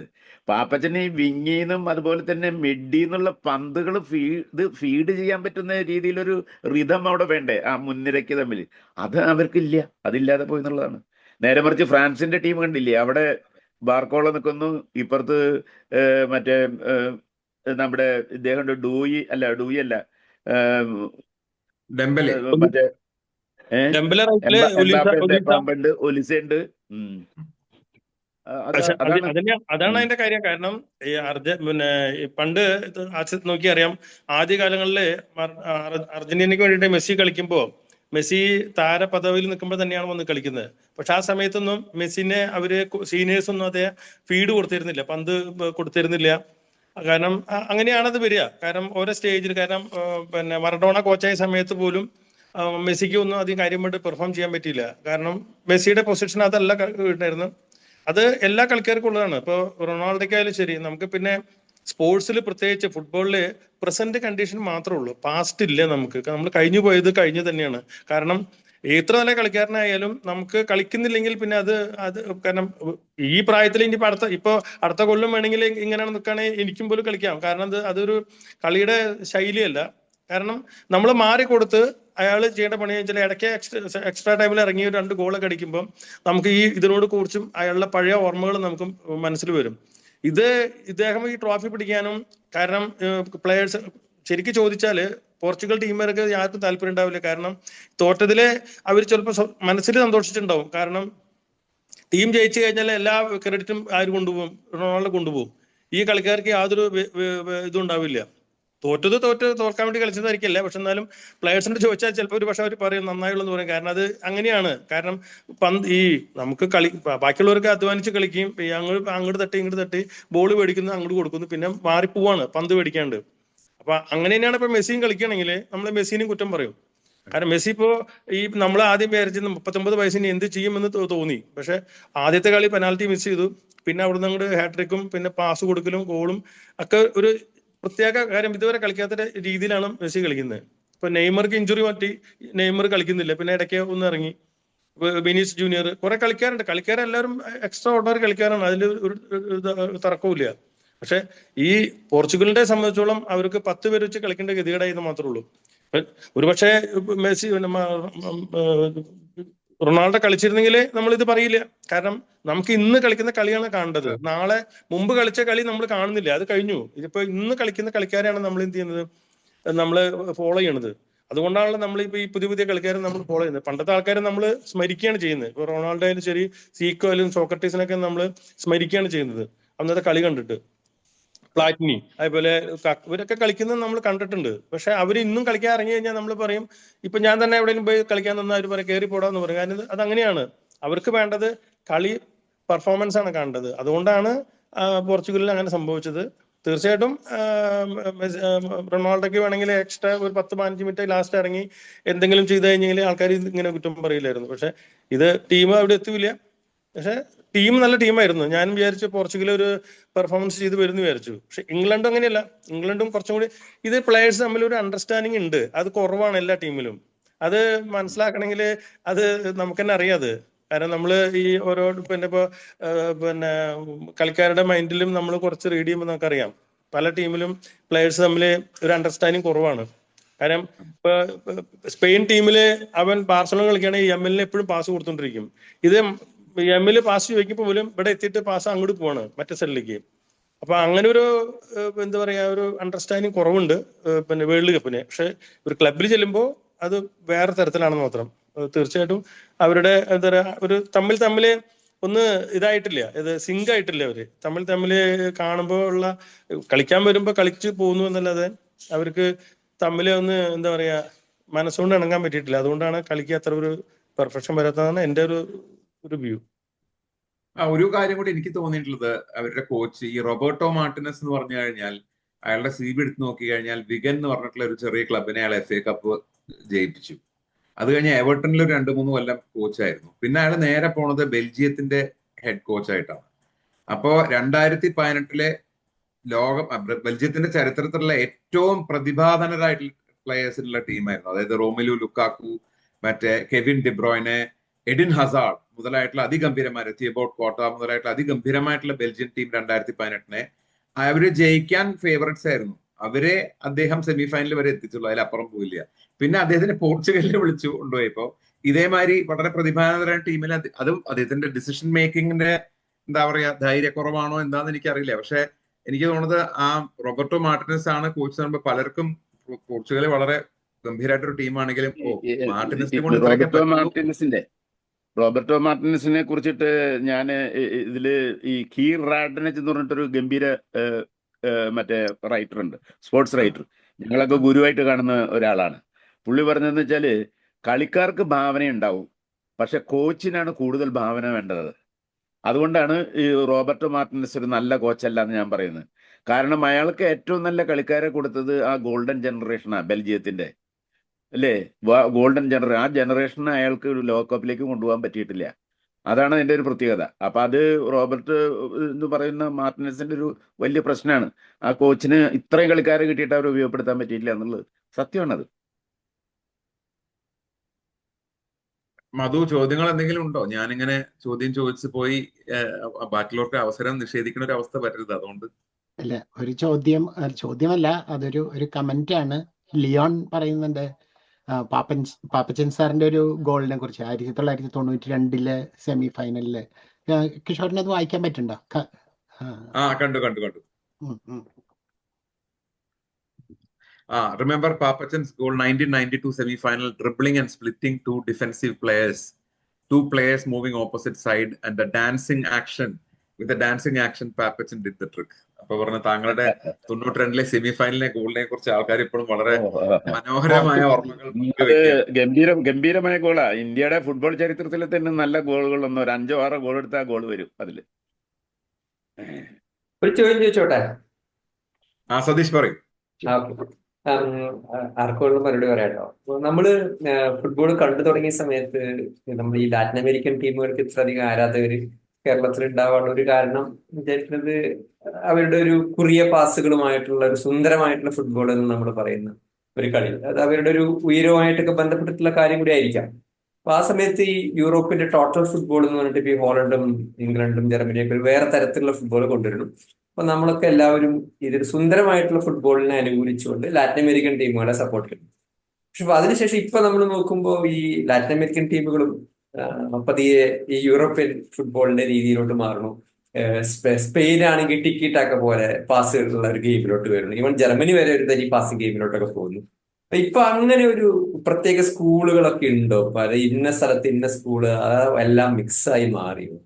ഫുട്ബോളിന്റെ സൗന്ദര്യത്തിന് എന്ത് പറ്റി? ഫുട്ബോളിന്റെ ആര് പറ? പാപ്പച്ചൻ പറയും. അല്ലെ, സുരേട്ടൻ പറഞ്ഞോ, ഞാൻ കേൾക്കുന്നുണ്ട്. ഞാൻ പിന്നെ സുരേട്ടൻ വിട്ടുപോയതിലുണ്ടെങ്കിൽ ഞാൻ പറയാം. ഫുട്ബോളിന്റെ ഒരു പ്രത്യേകത എന്ന് പറഞ്ഞാൽ ഫുട്ബോളിലെ ഇപ്പോഴത്തെ ഒരു വലിയ പ്രശ്നം എന്ന് വെച്ചാൽ അത് ഒരു യൂറോപ്യനൈസ് ചെയ്യപ്പെട്ടുകൊണ്ടിരിക്കുകയാണ്. ഒരു European way of playing style ഉണ്ട്, അതിലേക്ക് പോയിക്കൊണ്ടിരിക്കുകയാണ്. നമ്മൾ കാണുന്ന ലീഗുകളൊക്കെ എന്താണ്, ഒന്നുകിൽ നമ്മൾ ജർമ്മൻ ലീഗ് കാണും, ബുണ്ടസ് ലീഗ് കാണും, അല്ലെങ്കിൽ ലാ ലിഗ കാണും, അല്ലെങ്കിൽ പ്രീമിയർ ലീഗ് കാണും, അല്ലെങ്കിൽ റിവിസ്ഡേ അതുപോലത്തെ മറ്റ് ലീഗുകളൊക്കെ നമ്മൾ കാണും. അപ്പം ഈ ലോകത്തിലുള്ള എല്ലാ പ്ലേയേഴ്സും വന്ന് കൂടുന്ന സ്ഥലങ്ങൾ മുഴുവൻ ഈ ലീഗുകളാണ്, അതായത് യൂറോപ്യൻ രാജ്യങ്ങളിലെ ലീഗുകളാണ്. ഈ ലീഗുകളിലേക്ക് കളിക്കാരെ റിക്രൂട്ട് ചെയ്യുന്നതൊക്കെ ഇപ്പോഴത്തെ കാലത്ത് അവർ ഒരു വലിയ ചെറിയ ഏജിൽ തന്നെ കൊണ്ടുവരികയാണ്. ഇപ്പം എൻട്രിക്കിനെ നമ്മളൊരു 17ാമത്തെ വയസ്സിൽ എൻട്രിക്കിനെ കൊണ്ടുവന്നു. അപ്പം ഈ 17ാമത്തെ വയസ്സ്, എൻട്രിക്കിൻ്റെ 17ാമത്തെ വയസ്സെന്ന് പറയുന്നത് അയാൾ ബ്രസീലിയൻ ലീഗിൽ സെറിയയിൽ അയാൾ ഏറ്റവും പ്രധാനപ്പെട്ട ആ ലീഗിൽ കളിച്ചു തുടങ്ങുന്ന സമയമാണ്.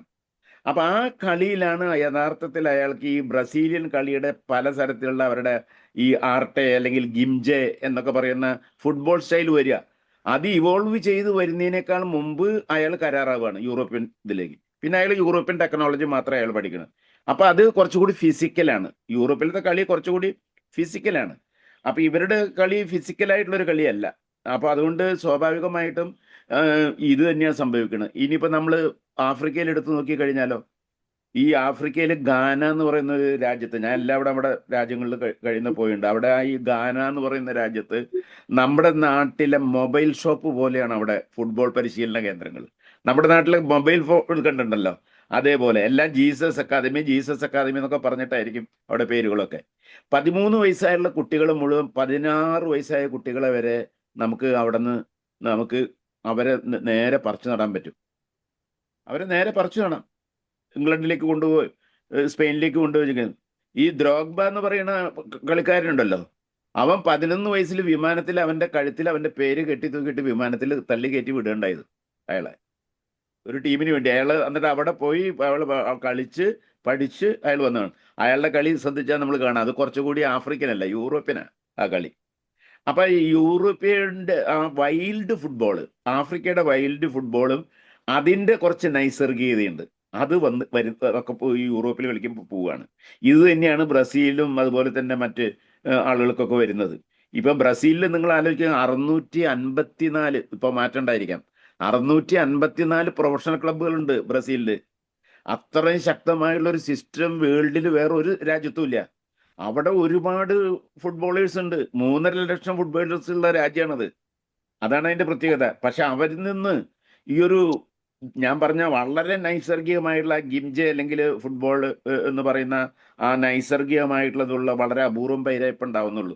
ഒരു നെയ്മർ കഴിഞ്ഞതിന് ശേഷം എത്രയോ കാലം കഴിഞ്ഞിട്ടാണ് പിന്നെ ഒരു വിനീഷ്യസ് വന്നത്. ആ നെയ്മർക്ക് മുമ്പ് നമ്മൾ നോക്കുമ്പോൾ ഒരു കക്ക ഫുട്ബോളർ 2008 വന്നു. അങ്ങനെ കുറച്ച് പേര് വരുന്നു എന്ന് ഒഴിച്ചാൽ ശരിക്കും പറഞ്ഞു കഴിഞ്ഞാൽ ആ ബ്രസീലിയൻ കളിയുടെ സൗന്ദര്യവും അതിലാ ഇൻഡിവിജ്വൽ ബ്രില്യൻസും ഉള്ള കളിക്കാർ അധികം വന്നിട്ടില്ല. അത് യൂറോപ്പിൽ എത്തുമ്പോഴേക്കും അവർ വളരെ പെട്ടെന്ന് തന്നെ അവർ യൂറോപ്യൻ കളി രീതി പെട്ടെന്ന് അഡാപ്റ്റ് ചെയ്യും. അഡാപ്റ്റ് ചെയ്യാതെ അവർക്ക് പറ്റില്ല. കാരണം 11 കളിക്കാരുണ്ടെങ്കിൽ അതിൽ 10 കളിക്കാരോ അല്ലെങ്കിൽ 8 കളിക്കാരോ അവിടെ യൂറോപ്പിലായിരിക്കും. 1-2 കളിക്കാർ മാത്രമേ പുറത്തുനിന്നുള്ളവരുണ്ടാവുള്ളൂ. സ്വാഭാവികമായിട്ടും അവരുമായിട്ട് ചേർന്നിട്ട് ഒരു സിങ്ക് ഉണ്ടാക്കേണ്ടി വരും അവർക്ക്. അത് സ്വാഭാവികമായിട്ട് വരുന്നതാണ്. അതുകൊണ്ടാണ് ഫുട്ബോളിൻ്റെ ഇന്ന് പറയുന്നത് ഏകദേശം എല്ലാ സ്ഥലത്തും നടക്കുന്ന ഫുട്ബോൾ ഒരു യൂറോപ്യൻ സ്റ്റൈലുള്ള ഒരു ഫിസിക്കൽ, കൂടുതൽ ഫിസിക്കലായിക്കൊണ്ടിരിക്കുകയാണ് ഫുട്ബോൾ. ഈ ഹാലൻഡിൻ്റെ ഒക്കെ ഫുട്ബോൾ കളി കണ്ടില്ലേ നമ്മൾ? ഹാലൻഡിൻ്റെ ഒക്കെ ആ ഫിസിക്ക് ഉപയോഗിച്ചുകൊണ്ടാണ്, അയാൾക്ക് ഫിസിക്ക് ഉപയോഗിക്കണം. അയാൾക്ക് അതുപോലെ തന്നെ നല്ല ഏരിയൽ ഡ്യുവൽസ്, അയാൾക്ക് ചാടി നല്ല ഉയർത്തി വന്നിട്ട് ബോൾ ട്രാപ്പ് ചെയ്ത് എടുക്കാൻ പറ്റും. ഗബ്രിയേൽ ആണ് അയാളെ മാർക്ക് ചെയ്യാൻ വെച്ചത്. പക്ഷെ ഗബ്രിയേലിനേക്കാൾ ഉയരത്തിൽ ഇയാൾ ചാടും, അയാൾക്ക് ബോൾ എടുക്കാൻ പറ്റും. ആ സെൻറ്റർ ഫോർവേഡിൻ്റെ ഒരു പ്രത്യേകത അത്. സെൻറ്റർ ഫോർവേഡിന് അങ്ങനെ ആ കളിയിൽ ഇപ്പം നമുക്ക് ചാടി അല്ലെങ്കിൽ താഴ്ത്തു വരുന്ന പന്ത് ട്രാപ്പ് ചെയ്യാനോ വളരെ ബുദ്ധിമുട്ടുണ്ട്. ഇപ്പം പാപ്പി ഉയരം കുറവല്ലേ, പക്ഷെ പാപ്പി ബോൾ എടുക്കണ എങ്ങനെയാ, അത് പാപ്പി തന്നെ പറയട്ടെ. അപ്പം അത് ആ ഒരു സ്കില്ലുണ്ട്. അതാണ് അതിൻ്റെ പ്രത്യേകത.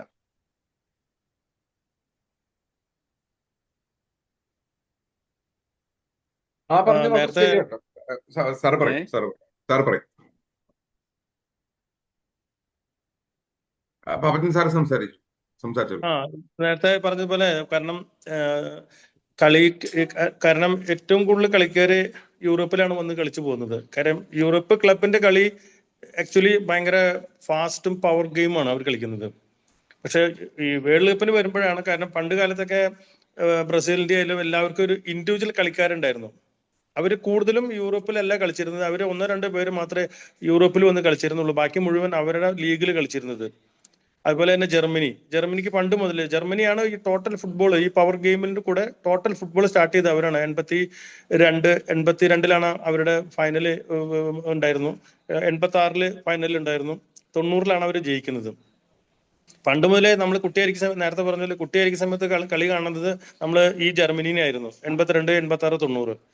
അന്ന് എന്ന് പറഞ്ഞാൽ അന്നത്തെ കളിയുടെ പ്രത്യേകത എന്ന് പറഞ്ഞാൽ അവര് അറ്റാക്കാണ് കൂടുതൽ കൊടുത്തിരുന്നത്. അറ്റാക്ക് ചെയ്യുക, അതുപോലെ ഇൻഡിവിജ്വൽ കളിക്കാർ ഒരു പാസ് ഒരാൾക്ക് കൊടുത്താൽ അവനത് റിസീവ് ചെയ്തിട്ട് ഡ്രിബിൾ ചെയ്ത് കയറി അടുത്ത ആൾക്ക് കൊടുത്ത് അങ്ങനെ കണക്ട് ചെയ്തിട്ട് വളരെ ഫാസ്റ്റ് ആയിട്ട് കളിച്ചിരുന്നു. പക്ഷെ അന്നത്തെ കാലത്തൊക്കെ എന്ന് പറഞ്ഞാൽ ഇപ്പോ യൂറോപ്പിൽ കളിക്കുന്ന ആൾക്കാർ വളരെ കുറവാണ്. പിന്നീട് പിന്നെ ഈ യൂറോപ്പിന്റെ കളിയുടെ കുറച്ച് മാറ്റം വന്നപ്പോൾ ആൾക്കാർ മുഴുവൻ ഇങ്ങോട്ട് ചേക്കാറാൻ തുടങ്ങി. കാരണം ഇപ്പൊ എല്ലാ ക്ലബിലും പിന്നെ നമ്മുടെ അർജന്റീനയുടെ എല്ലാ പ്ലേയേഴ്സിന്റെയും ഇപ്പൊ ഈ വേൾഡ് കപ്പ് നടത്തുന്നത് തന്നെ അവർക്കൊരു ഓപ്പണിങ്ങിന് വേണ്ടിയിട്ടാണ്. കാരണം ബാക്കിയുള്ള ഈ ബ്രസീല്, പോർച്ചുഗൽ, അർജന്റീന ഇവരൊക്കെ എന്ന് പറഞ്ഞാൽ എല്ലാ കളിക്കാരും പ്രൊഫഷണൽ കളിക്കുന്നവരോ 1-2 പേര് മാത്രമേ അവർ ലീഗിൽ കളിക്കുന്നുള്ളൂ. അപ്പോൾ മറ്റവർക്കെന്ന് പറഞ്ഞാൽ വേൾഡ് കപ്പ് ആണ് ഒരു എൻട്രി, ഒരു യൂറോപ്പ് ലീഗ് കടക്കാനായിട്ടുള്ള ഒരു എൻട്രിയാണ് മറ്റുള്ള ഈ ഘാന, സൗത്ത് ആഫ്രിക്ക, സെനഗല് അങ്ങനെയുള്ള ടീമുകൾക്കൊക്കെ. അപ്പൊ അവര് അവരുടെ ഇൻഡിവിജ്വൽ കളി ഷോ ചെയ്യും. കാരണം നമ്മുടെ നാട്ടിൽ പണ്ട് സന്തോഷ് ട്രോഫി കളിക്കുമ്പോഴാണ്, അതിൽ നിന്നാണ് നമ്മള് ഈ സന്തോഷ് ട്രോഫി നടക്കുമ്പോൾ നമ്മുടെ കേരളത്തിൽ, ഇന്ത്യയിലുള്ള എല്ലാ ക്ലബിന്റെ മാനേജർമാർ അവിടെ ഉണ്ടാവും. ഈസ്റ്റ് ബംഗാൾ, മോഹൻ ബഗാൻ, സാൽഗോക്കർ, ഡെംബോ, ജേഴ്സിറ്റി, എയർ ഇന്ത്യ, ഇവരൊക്കെ അവിടെ വന്നിരിക്കും. കാരണം വെച്ചാല് അവിടെ നിന്നാണ് അവര് അതുകൊണ്ടാണ് അന്ന് സന്തോഷ് ട്രോഫിക്ക് ഭയങ്കര ഇമ്പോർട്ടൻസ് വന്നത്. കാരണം ഇവിടെ കളിച്ച എല്ലാ കളിക്കാരും കൽക്കട്ടയ്ക്ക് ചേക്കേറും. മെയിൻ ആയിട്ട് പോകുന്നത് അവിടേക്കാണ്. എന്ന് പറഞ്ഞ പോലെയാണ് ഇവരുടെ ഈ വേൾഡ് കപ്പ് എന്ന് പറഞ്ഞാൽ ഇവരുടെ ഈ മറ്റുള്ള ക്ലബുകാർക്കല്ല. അവർ ഓൾറെഡി 4 കൊല്ലത്തേക്ക് 5 കൊല്ലത്തേക്ക് ഒരു ക്ലബിൽ ഫിക്സഡ് ആണ്. അപ്പൊ അതുകൊണ്ട് അവർക്ക് അത്ര അങ്ങോട്ട് ഈ വേൾഡ് കപ്പിന് ഒരു പവർ വരില്ല. പക്ഷെ ഇതല്ല, അതുകൊണ്ടാണ് നമ്മൾ മറ്റുള്ള കളിയൊക്കെ കാണുമ്പോൾ നമുക്ക് അവർ ഭയങ്കരമായിട്ട് കളിച്ചു. ഇപ്പൊ സെനഗലായാലും ബെൽജിയം അല്ലെങ്കിൽ അവരൊക്കെ ഭയങ്കരമായിട്ട് കളിച്ചത് നമുക്ക് തോന്നുന്നത് അതുകൊണ്ടാണ്. അപ്പോൾ ഇവരെല്ലാം ഇവിടെ വന്നതോടുകൂടി ഇവിടേക്ക് വരുമ്പോൾ ഇവിടെ ഒരു ശൈലി വേറെയുണ്ട്. കാരണം ഇവിടെ കളി ഏറ്റവും കൂടുതൽ നല്ല പവർഫുൾ ഗെയിം നടക്കുന്നത് യൂറോപ്പിൽ തന്നെയാണ്. കാരണം അതെന്ന് പറഞ്ഞാൽ ഇൻഡിവിജ്വൽ ആണ്. കാരണം ഓരോരുത്തരും അവരവരുടെ ഡ്യൂട്ടി ചെയ്യാന്നുള്ളതാണ്. ഇപ്പൊ ഈ വേൾഡ് കപ്പിന് വരുമ്പോൾ എല്ലാവരും റിസ്ക് എടുക്കാതെ പന്ത് മേടിച്ച്, ഇപ്പൊ ഏറ്റവും മോശമായിട്ട് കളിക്കുന്നത് നമ്മുടെ ഈ ക്ലബ് മെയിൻ ടീമുകാരാണ്. പന്ത് വാങ്ങിക്കുക, ബാക്കിലേക്ക് കൊടുക്കുക, എന്നിട്ട് അങ്ങോട്ട് കൊടുക്കുക, വീണ്ടും തിരിച്ചു വന്നിട്ട് ഗോളിക്ക് കൊടുക്കുക, ഈ സിസ്റ്റം ആക്കി. അതുകൊണ്ട് കളിയുടെ ശരിയായിട്ടുള്ള ഭംഗി പോയി. കാരണം എല്ലാവരും സ്ലോവാക്കി ഓടി കളിക്കാതെ ഇങ്ങനെ. പക്ഷെ മറ്റുള്ള ടീമുകാരാണ് ഈ കോപ്പ വർദ്ധ അങ്ങനെയുള്ള മറ്റു ടീമുകളുണ്ടല്ലോ, അവരാണ് എന്താ പറയാ പ്രഷർ ചെയ്യുന്നത്. അതുകൊണ്ട് ഇവർക്ക് പിടിച്ചെടുക്കാൻ പറ്റുന്നില്ല. കളിയുടെ ശൈലി മാറ്റം വന്നിട്ടൊന്നുമില്ല, കാരണം എല്ലാവർക്കും അറിയാം. പക്ഷെ ആ ചില സമയത്ത് മാത്രമാണ് ആ ഒരു ഫ്ലോ വരുന്നത് അവർക്ക് കളിക്കാനായിട്ട്. ഇപ്പൊ ഇംഗ്ലണ്ടായാലും ശരി, ബെൽജിയം, ഇനിയിപ്പോ സ്വിറ്റ്സർലൻഡ് നന്നായിട്ട് കളിക്കുന്നുണ്ട്. കഴിഞ്ഞ കളി അവർ ജയിച്ചെങ്കിൽ ഭയങ്കര കളിയാണ് കളിച്ചത് അവര്. അപ്പൊ സ്വിറ്റ്സർലൻഡും അതുപോലെ മറ്റുള്ള മെക്സിക്കോ നല്ല പെർഫോം ചെയ്തിട്ടുണ്ട്. മെക്സിക്കോ എന്ന് പറഞ്ഞാൽ നമ്മൾ പ്രതീക്ഷിച്ചില്ല, പക്ഷെ എന്നാലും അവർ നന്നായിട്ട് കളിച്ചിട്ടുണ്ട്. അവരെല്ലാ കൊല്ലം വേൾഡ് കപ്പിന് വരുന്നതാണ്. അമേരിക്കകൾ ബെറ്റർ ആയിട്ട് കളിച്ച ഇവരാണ്, മെക്സിക്കോ ആണ്. അപ്പോൾ പൊതുവെ കളിയുടെ ഒരു രീതി എന്താ പറയാ, പിന്നെ മെയിൻ ക്ലബിൽ കളിക്കുന്നവർക്ക് എപ്പോഴും ചെറിയൊരു പ്രഷർ കുറവാണ് അവർ കളിക്കുക. മറ്റൊരു പ്രഷർ കൂടി കളിക്കും. കാരണം അവർക്ക് എന്താ പറയാ, അടുത്ത ഒരു ചാൻസ് ഇങ്ങോട്ട് കടക്കണമെങ്കിൽ അതിനുള്ള ഒരു എന്താ പറയാ ഒരു വേദിയാണ് ഈ വേൾഡ് കപ്പ്. തീർച്ചയായിട്ടും കളിയുടെ കാര്യത്തില് ഇൻഡിവിജ്വൽ കളിക്കാരാണ് എല്ലാവരും, അത് ഒരു സംശയമില്ല. കാരണം ഇപ്പൊ അർജന്റീനയുടെ പ്ലേയേഴ്സ് ആയാലും പണ്ട് കാലത്തൊക്കെ എന്ന് പറഞ്ഞില്ലേ, ഇപ്പൊ കൂടുതൽ ജർമ്മനി ലീഗ് കളിക്കുന്ന ആൾക്കാർ വളരെ കുറച്ച് ആൾക്കാർ മാത്രമേ യൂറോപ്പിലേക്ക് വരുന്നുള്ളൂ. വളരെ കുറച്ച് ആൾക്കാർ. ബെല്ലാക്ക് വന്നു, നമ്മുടെ പിന്നെ ഒസീൽ വന്നു, റൂണി ക്രൂസ് വന്നു, പിന്നെ ആദ്യകാലത്തിൽ കുറച്ചു കാലം നമ്മുടെ ക്ലിൻസ്മാൻ വന്നു. അങ്ങനെ കുറച്ച് കളിക്കാർ മാത്രമേ ജർമ്മനിയിൽ നിന്ന് വരാറുള്ളൂ. അതുകൊണ്ടാണ് ജർമ്മനിക്ക് എപ്പോഴും അങ്ങനെ ഒരു രീതി. കാരണം ബ്രസീലിലെ എല്ലാ കളിക്കാരും കളിക്കുന്നത് പിന്നെ വിവിധ ക്ലബുകളിൽ യൂറോപ്പിലാണ്. ഇനി ടീമിൽ സെലക്ഷൻ കിട്ടാത്തവർ പോലും കളിക്കുന്നത് ഇവിടെ തന്നെയാണ്. അപ്പോ അവർക്ക് അതിൻ്റെതായിട്ടുള്ള ഒരു പ്രഷർ ഉണ്ട് അവിടെ. തീർച്ചയായിട്ടും അവരുടെ ആയിട്ടുള്ള എന്തൊരു ശൈലിയാണത്. കളിക്ക് മാറ്റം വന്നിട്ടൊന്നുമില്ല. പക്ഷെ അവർ ഈ വേൾഡ് കപ്പിന് കളിക്കുമ്പോൾ എപ്പോഴും ഒരു രണ്ടാം തരത്തിലുള്ള ഒരു രീതിയിലെ കളിക്കുക. ലാസ്റ്റ് മൊമെന്റിലേക്കാണ് അവർ പ്രഷർ ഇടുന്നത്. അതാണ് അതിന്റെ മെയിൻ ആയിട്ട് വരുന്ന ഒരു കാര്യം. അത് വളരെ ശരിയാണ് പറഞ്ഞത്. കാരണം ഈ എല്ലാ ആഫ്രിക്കൻ രാജ്യങ്ങളിലും ദക്ഷിണ അമേരിക്കൻ രാജ്യങ്ങളിലെയും പ്രതിഭാധനരായിട്ടുള്ള കളിക്കാർ 14, 15, 16 വയസ്സ് മുതൽ യൂറോപ്യൻ ലീഗിൽ കളിച്ചു കഴിഞ്ഞാൽ നാച്ചുറലി അവരുടെ കളിയുടെ ഡെവലപ്മെന്റ് വളരെ യൂറോപ്യനൈസ്ഡ് ആയിട്ട് പോകും. അപ്പൊ അതിന്റെ ഒരു വേറൊരു വശം പറഞ്ഞു കേട്ടിട്ടുള്ളത് എന്താണെന്ന് വെച്ച് കഴിഞ്ഞാൽ ഈ ബ്രസീൽ കൊല്ലങ്ങളായിട്ട് യൂറോപ്യൻ ഓപ്പോസിഷനോടാണ് വേൾഡ് കപ്പിൽ തോൽക്കുന്നത്. അപ്പൊ ഈ ബ്രസീലിന്റെ തനതായിട്ടുള്ള ശൈലി വെച്ചിട്ട് യൂറോപ്പിലെ പവർ ഫുട്ബോളായിട്ട് പിടിച്ചു നിൽക്കാൻ പറ്റുന്നില്ല എന്നും ചില പരാതികൾ വരുന്നതിന്റെ ഭാഗമായിട്ട് കൂടിയാവും ചിലപ്പോൾ ആഞ്ചലോട്ടി അവരെ അങ്ങോട്ട് വിളിക്കാൻ കാരണം. ഇത് ആഫ്രിക്കൻ സൗത്ത് അമേരിക്കൻ ടീംസ് മാത്രമല്ല, യൂറോപ്പിൽ തമ്മിലും ഈ കാര്യമുണ്ട്. ഇപ്പൊ എന്റെ വളരെ മനസ്സിലുള്ള 1988 തോന്നുന്നു യൂറോസില് അതിസുന്ദരമായ ഫുട്ബോൾ കാണിച്ചു വെച്ച ഡച്ച് ടീം, അതായത് നമ്മുടെ Marco van Basten, Ruud Gullit, Frank Rijkaard, ഈ 3 പ്രതിഭാധനർ. പക്ഷെ അവർ 3 പേരും കളിച്ചിരുന്നത് AC മിലാന് വേണ്ടിയിട്ടാണ്, ഇറ്റലിയിലാണ്, അല്ലാണ്ട് നെതർലൻഡ്സിലല്ല. സിമിലർലി ലോദർ മെത്തോസ്, യൂർഗൻ ക്ലിൻസ്മൻ, ആൻഡ്രിയാസ് ബ്രേമെ 1990 ജർമ്മനിയെ ലോകകപ്പിൽ ജയിച്ച് ഏറ്റവും ഗംഭീരമായിട്ട് പെർഫോം ചെയ്ത 3 ആൾക്കാർ. അവർ 3 പേരും കളിച്ചിരുന്നത് ഇന്റർ മിലാനാണ്, അത് ഇറ്റലിയിൽ വെച്ചിട്ടാണ്. അപ്പോൾ ഇതൊരു യൂറോപ്യൻ രാജ്യങ്ങളുടെ പ്രയോറിറ്റി ഡീസോ ഇതിൽ സൂചിപ്പിച്ച മാതിരി അവർക്ക് ജയിക്കാൻ ഉതകുന്ന ഏറ്റവും മികച്ച പ്ലേയേഴ്സിന് എത്ര പൈസ കൊടുത്താൽ അങ്ങോട്ട് കൊണ്ടുവരിക എന്നുള്ളതാണ്. അപ്പോൾ സാഡ്ലി ഇത് പിന്നെ ആഫ്രിക്കൻ ദക്ഷിണ അമേരിക്കൻ രാജ്യങ്ങളിൽ ടാലന്റ് അത്രയും കൂടുതലായതുകൊണ്ട് അവിടുത്തെ പ്ലേയേഴ്സ് നാച്ചുറലി ഇങ്ങോട്ട് വരും. അപ്പൊ അതിന്റെ ഒരു ഇനെവിറ്റബിൾ ആയിട്ടുള്ള ഒരു കോൺസിക്വൻസ് ആണ്. അപ്പൊ യൂറോപ്യൻ ഫുട്ബോളിൽ ഈ ഫൈനാൻഷ്യൽ സുപ്പീരിയോറിറ്റി പോയാലേ ഇതിന് എന്തെങ്കിലും ഒരു പ്രതീക്ഷ അല്ലെങ്കിൽ ഒരു ഇത് ഞാൻ കാണുന്നുള്ളൂ. കാരണം അവർക്ക് അത് പോയ വേൾഡ് കപ്പിന്റെ സൗന്ദര്യം പോയി, അതില്ലെങ്കിൽ പിന്നെ വേൾഡ് കപ്പ് ഫുട്ബോളിന്റെ സൗന്ദര്യം നഷ്ടപ്പെട്ടു. ഈ ബ്രസീലിയൻ ശൈലി അല്ലെങ്കിൽ അർജന്റീനിയൻ ശൈലി അല്ലെങ്കിൽ ഈ ഐവറി കോസ്റ്റിന്റെ ശൈലി പരിപോഷിപ്പിക്കുക എന്നുള്ളത് ഒരു യൂറോപ്യൻ ടീമിന്റെയും ധർമ്മമല്ല. അവര് നോക്കുന്നത് ഞങ്ങൾ ജയിക്കണം, ഞങ്ങൾക്ക് കൂടുതൽ പൈസ ഉണ്ടാവണം എന്നുള്ളത് മാത്രം. ഞാൻ വേറൊരു ഇൻട്രസ്റ്റിംഗ് ആയിട്ടുള്ള ഒരു കാര്യം അത് പിന്നെ മാഷാണെന്ന് തോന്നുന്നു പറയണ്ടായി. ഈ പണ്ടത്തെ മാറ്റത്തെ ട്രഡീഷണൽ നമ്പർ 9s, അതായത് സെന്റർ ഫോർവേഡുകൾ ഇങ്ങനെ കുറഞ്ഞു വരികയാണ്. ഇത് ഈ 4-3-3 സ്റ്റൈലിൽ കളിക്കുന്നതിന്റെ കുഴപ്പമാണോ അധികം, അതോ എന്താണ്? ഇപ്പൊ ഹാലൻഡിനെ മാറ്റത്തെ ആൾക്കാർ വളരെ ചുരുക്കമാണ്. ഇപ്പൊ അങ്ങനെ പറഞ്ഞു, സ്പെയിനിലെ ഒരു നമ്പർ 9 ഇല്ല, ഇംഗ്ലണ്ടിൽ കെയ്ൻ ഉണ്ട്. പക്ഷെ പല രാജ്യങ്ങളിലും ഒരു ഇപ്പൊ ഫാൻസ് കളിക്കുന്ന വെച്ചാൽ എംബാപ്പെ ഒരു നമ്പർ 9 ട്രഡീഷണൽ സെന്റർ ഫോർവേഡ് അല്ലെങ്കിൽ R9, പണ്ടത്തെ റൊണാൾഡോ കളിച്ചിരുന്ന മാരത്തെ ബ്രസീലിയൻ റൊണാൾഡോ കളിച്ചിരുന്ന മാരത്തെ സെന്റർ ഫോർവേഡുകൾ കുറവാണ്. അത് എന്തായിരിക്കും അതിന്റെ കാരണം? അത് കുറെയൊക്കെ അവരുടെ ഫോർമേഷന്റെ പ്രത്യേകത തന്നെയാണ്. ഇപ്പൊ എല്ലാ രാജ്യങ്ങളും ഈ ഇത്തവണത്തെ വേൾഡ് കപ്പിൽ കഴിച്ചതെല്ലാം 4-2-3-1 4-2-3-1 എല്ലാവരും കളിക്കുന്നത്. അപ്പൊ അതൊരു മെത്തഡോളജിയാണ്, ഒരു യൂറോപ്യൻ സ്റ്റൈലാണ് അത്. 4-3-3 കുറച്ചുകൂടി അറ്റാക്കിംഗ് മോഡ് കൂടുതലാണ്. കാരണം എന്താ വെച്ചാൽ 3 പേര് വെച്ചിട്ട് അവര് കളിക്കുമ്പോൾ ഒരു 4 പേരെ നിർത്തിയിട്ട് കളിക്കുന്ന ഒരു രീതിയാണ്. പിന്നെ 4-4 പഴയ കാലത്തുണ്ടായിരുന്ന 4-4-4 പ്രത്യേകിച്ചാല് അങ്ങനെയാണെങ്കിൽ പിന്നെ ആ ടീമിൽ മിക്കവാറും എല്ലാവർക്കും ഒരു നല്ല ഒരു ഫിസിക്കും നല്ല ക്രിയേറ്റിവിറ്റി ഉണ്ടെങ്കിൽ ഈ 4-4 കളിക്കാൻ പറ്റുള്ളൂ.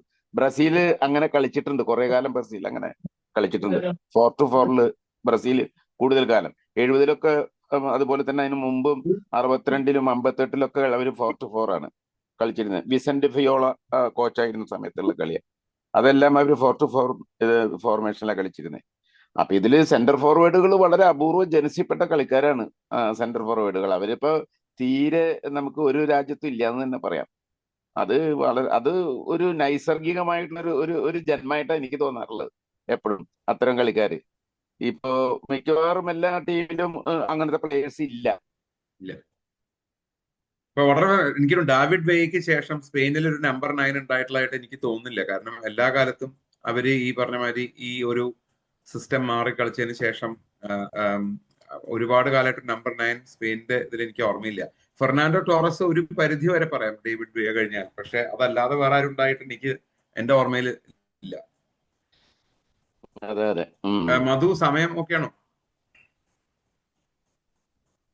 നമുക്ക് അടുത്ത ഒരു ചോദ്യം അവസാനിപ്പിക്കാം. എന്നാൽ വളരെ സിമ്പിൾ ആയിട്ടുള്ള ഒരു ചോദ്യം ഡീസോ ചോദിച്ചിട്ടുണ്ട്.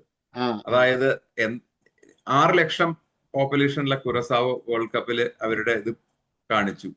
ഈ 1.4 ബില്യൺ ആൾക്കാരുള്ള ഇന്ത്യ എന്നാണൊന്ന് ഫിഫ വേൾഡ് കപ്പിൽ കളിക്കാനുള്ള ഒരു ഭാഗ്യം കിട്ടുക എന്നൊരു വളരെ ലളിതമായൊരു ചോദ്യം ഒരാൾ ചോദിച്ചിട്ടുണ്ട്. അതിന് താങ്കളുടെ അഭിപ്രായം എന്താണ്? നമ്മുടെ നാട് ടാലന്റിന്റെ കുറവാൻ വഴിയില്ല, പക്ഷെ നമ്മള് പുരോഗതി, why are we not getting to that state where we can compete with the best teams? അതായത് എന്താണ് നമ്മുടെ സിസ്റ്റത്തിന്റെ കുഴപ്പമാണോ, പ്ലെയേഴ്സിന്റെ ഫിസിക്കാണോ, എന്താണ് എന്നുള്ളത് നിങ്ങളുടെ അഭിപ്രായം എന്ന് അറിഞ്ഞാൽ കൊള്ളാമെന്നുണ്ട്.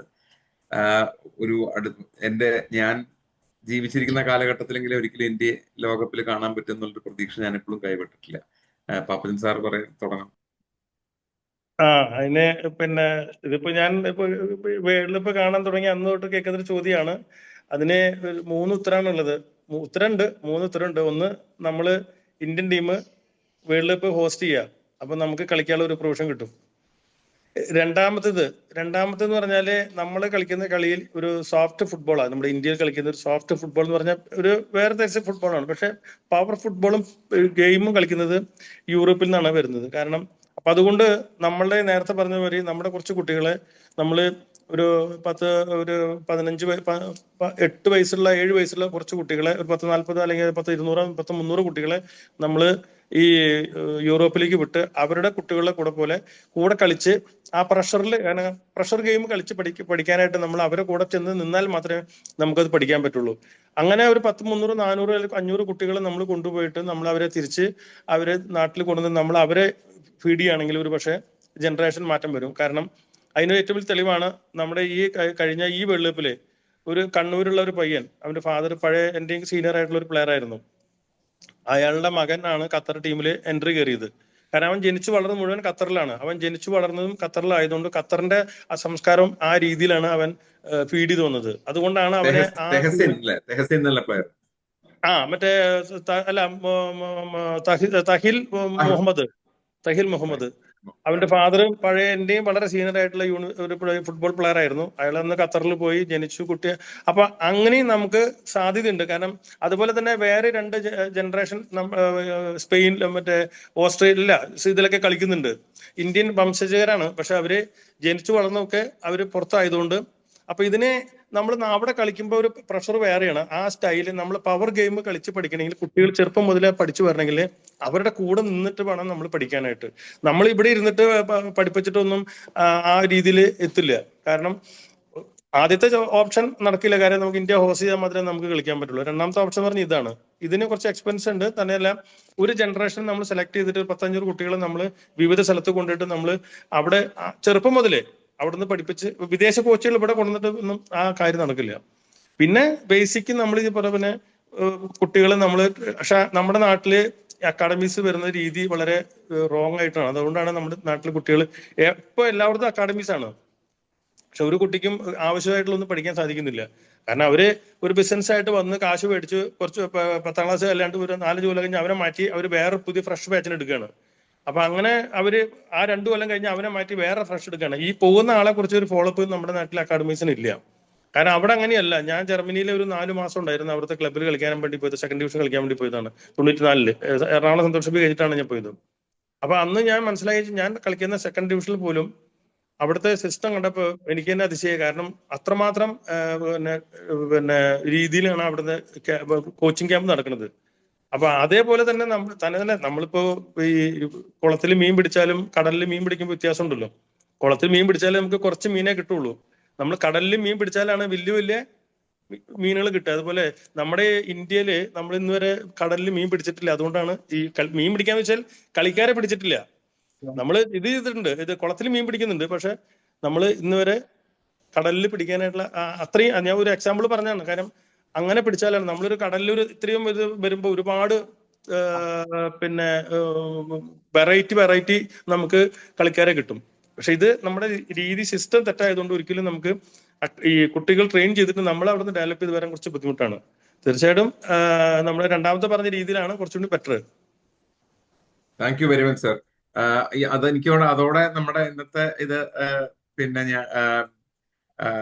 ഞാൻ മധുവിന് കൈമാറാം. പക്ഷെ ഇത്രയും നേരം നമ്മുടെ കൂടെ നിങ്ങളുടെ അറിവും എക്സൈറ്റ്മെന്റും വിവരം ഒക്കെ നമുക്ക് ഷെയർ ചെയ്തിട്ടുള്ള, ഫുട്ബോളിനെ കുറിച്ചുള്ള ഓർമ്മകളും ഷെയർ ചെയ്തിട്ടുള്ള സുരേന്ദ്രേട്ടനും പാപ്പച്ചൻ സാറിനും ഞാൻ എൻ്റെ പേരിൽ നന്ദി പറയുന്നു. പിന്നെ വൺസ് അഗെയിൻ എന്നെ ഇതിൽ ഇൻവൈറ്റ് ചെയ്ത ബഹുമത്തിനോട് നന്ദി പറയുന്നു. മധു, കൺക്ലൂഡിംഗ് റിമാർക്സ്. ആരാച്ച മധു ആണോ ജയേട്ടനാണോ എനിക്കറിയില്ല. But thank you. ഡിസോ ഡിസോ ഡിസോൺ നമസ്കാരം, കേൾക്കാമോ? കേൾക്കാം. ഓക്കെ. ഇന്നത്തെ നന്ദി പറയുക എന്നുള്ള ചടങ്ങാണ് എനിക്ക് ചെയ്യാനുള്ളത്. ഇപ്പോൾ കിഷോറിനെ പറ്റി പറയണമെങ്കിൽ എനിക്ക് ഏറ്റവും ആദ്യം ഓർമ്മ വന്നത് പണ്ടത്തെ ടാറ്റ സ്റ്റീലിൻ്റെ പരസ്യമായിരുന്നു. ടാറ്റ സ്റ്റീൽ പണ്ട് പരസ്യം ചെയ്തിരുന്നത് വി ഓൾസോ മേക്ക് സ്റ്റീൽ എന്ന് പറഞ്ഞിട്ടാണ്. അതിന് മുമ്പ് ഒരു 3-4 വരികൾ ചെയ്തിട്ട് 3-4 വരികളുണ്ട്, എനിക്കത് കൃത്യമായിട്ട് ഓർമ്മയില്ല. പക്ഷേ വി ഓൾസോ മേക്ക് സ്റ്റീൽ എന്നുള്ള വരി എനിക്ക് കൃത്യമായിട്ട് ഓർമ്മയുണ്ട്. അപ്പോൾ കിഷോർ ഒരു ഡോക്ടറാണ്, അതും പീഡിയാട്രിക് റൂമറ്റോളജി എന്ന് പറയുന്ന വളരെ നീഷ്, വളരെ ഒരു ഇതിലുള്ള ഡോക്ടറാണെന്നുള്ളത് ഈ വി ഓൾസോ മേക്ക് സ്റ്റീൽ പോലെയാണ് എനിക്ക് തോന്നിയത്. പക്ഷേ സുരേന്ദ്രൻ സാറിനെയും പാപ്പച്ചൻ സാറിനെയും കൂടി കണ്ടപ്പോൾ അത് മൊത്തം 3 പേർക്കും കൂടി യോജിച്ച ഒരു ടാഗ് ലൈനാണെന്ന് തോന്നി. കാരണം പെരുവനത്തിൻ്റെ കൂടെയും മട്ടന്നൂരിൻ്റെ കൂടെയൊക്കെ പഞ്ചാരി ചെയ്ത കാലുകൊണ്ട് പന്തിൽ മാജിക് ചെയ്തിരുന്ന അതേപോലെ തന്നെ പഞ്ചാരിയിലും മാജിക് ചെയ്തിരുന്ന പാപ്പച്ചൻ സാറും, പിന്നെ സുരേന്ദ്രൻ സാറിൻ്റെ പണ്ടത്തെ ഏതോ അത് ഹെഡ്ലൈനാണോ അതോ വാർത്തയിലാണോ എന്ന് എനിക്ക് ഓർമ്മയില്ല, അലമാലകളുടെ അഴക് തീർക്കുന്ന സാമ്പാത്താളെന്നോ അങ്ങനെ എന്തോ ഒരു വരി അന്ന് സുരേന്ദ്രൻ സാറിൻ്റെ ഏതൊരു ആർട്ടിക്കിളിൽ ഉണ്ടായിരുന്നു പണ്ടത്തെ. അപ്പോൾ നമുക്ക് പണ്ട് ടി വിയിൽ കാണാൻ പറ്റാത്തതോ അല്ലെങ്കിൽ ആ ഒരു സമയത്ത് ഈ 90 മിനിറ്റ് നേരത്തെ കളിയുടെ എല്ലാവിധ കാര്യങ്ങളും വാക്കുകളിലൂടെ വരച്ചു തന്നിരുന്ന സുരേന്ദ്രൻ സാറും പിന്നെ കിഷോറും 3 കൂടി ആയപ്പോൾ ഈ ഒരു വി ഓൾസോ മേക്ക് സ്റ്റീൽ എന്നുള്ളത് വളരെ അന്വർത്ഥമായിട്ട് തോന്നി. സുരേന്ദ്രൻ സാറിൻ്റെ എനിക്ക് തോന്നുന്നു NV കൃഷ്ണവാര്യർ സാറിൻ്റെ ഒക്കെ സമയത്തായിരിക്കണം മാതൃഭൂമിയിൽ ചേർന്നിട്ടുണ്ടാവുക. അപ്പോൾ ആ ഒരു ആലയിൽ തേച്ച് മിനുക്കിയ ശൈലിയോടുകൂടി വന്ന് അതേ ശൈലിയിൽ തന്നെ ഇന്ന് നമ്മുടെ അടുത്തൊരു ഏകദേശം 20-25 മിനിറ്റോളം ആൾ എല്ലാതും കൂടി സംസാരിച്ചിരുന്നു. അപ്പോൾ ഒരു വാക്കിംഗ് എൻസൈക്ലോപീഡിയ ആയിട്ടുള്ള സുരേന്ദ്രൻ. അത് മാത്രമല്ല, ഈ ജാനുവരിയിൽ കനകക്കുന്നിൽ അഞ്ജു ജോർജിൻ്റെ കൂടെ സാറൊരു ടോക്ക് ഷോയിലുണ്ടായിരുന്നു. അപ്പോൾ വളരെ സ്പെസിഫിക് ആയിട്ടും വളരെ ഓൺ ദ സ്പോട്ട് ഒബ്സർവേഷനൊക്കെ ആയിട്ട് സാർ ഒരുപാട് കാര്യങ്ങൾ പറഞ്ഞു. അതൊരു അത്ലറ്റിക് സ്പോർട്സ് കൾച്ചർ റിലേറ്റഡ് ഒരു സംസാരമായിരുന്നു. അതേപോലെ തന്നെ സിനിമ ഇപ്പോൾ മമ്മൂട്ടീനെ പറ്റിയും കൊടിയേറ്റം ഗോപീനെയൊക്കെ പറ്റി എഴുതിയിട്ടുള്ള ലേഖനങ്ങൾ വായിച്ചാൽ നമുക്കറിയാം വളരെ മൾട്ടി ടാലൻറ്റഡ് ആയിട്ടുള്ളതും ചിസൽ ചെയ്ത ഭാഷ ഉപയോഗിക്കുന്ന ഒരു സുരേന്ദ്രൻ സാറിൻ്റെ സുരേന്ദ്രൻ സാറിൻ്റെ ഇന്നത്തെ ഇവിടുത്തെ പ്രകടനം അതൊരു സീക്കോൻ്റെയോ ഒരു ബാജിയോൻ്റെയോ ഒരു സ്കിലാച്ചിയുടെ പോലത്തെ ഒരു പ്രകടനമായിരുന്നു. എനിക്ക് അങ്ങനെയാണ് തോന്നിയത്. നമ്മുടെയൊക്കെ പണ്ട് കണ്ട് സന്തോഷിച്ചിരുന്ന കൈയടിച്ചിരുന്ന ആൾക്കാരായിരുന്നു ഇവരൊക്കെ. മറഡോണ, സീക്കോ, സിഡാന്, സ്കില്ലാച്ചി, ഇങ്ങനത്തെ ആൾക്കാർ. അപ്പോൾ അതുപോലെ തന്നെ കഴിവ് പ്രകടിപ്പിച്ച സുരേന്ദ്രൻ സാറിന് ഒരുപാട് നന്ദി. പിന്നെ തൃശ്ശൂർക്കാരുടെ അഭിമാനം, അല്ലെങ്കിൽ കേരള പോലീസ് വഴി MK ജോസഫ് സാറിൻ്റെ സമയത്ത് വന്ന് കേരള പോലീസ് വഴിയും പ്രീമിയർ ടയേഴ്സ് വഴിയും കേരള പോലീസ് വഴിയും വന്ന് തൃശ്ശൂർക്കാരുടെ പൊതുവെയുള്ള ഫുട്ബോൾ സംസ്കാരം, ഓർമ്മ, ചാക്കുള ട്രോഫി, സന്തോഷ് ട്രോഫി, പിന്നെ എറണാകുളത്ത് നടന്നിരുന്ന നെഹ്റു കപ്പ്, ഇങ്ങനെ ഇതൊക്കെയായിരുന്നു. ഇതൊക്കെ പലപ്പോഴും കാണാനുള്ള ഭാഗ്യം ഉണ്ടായിട്ടുണ്ട്.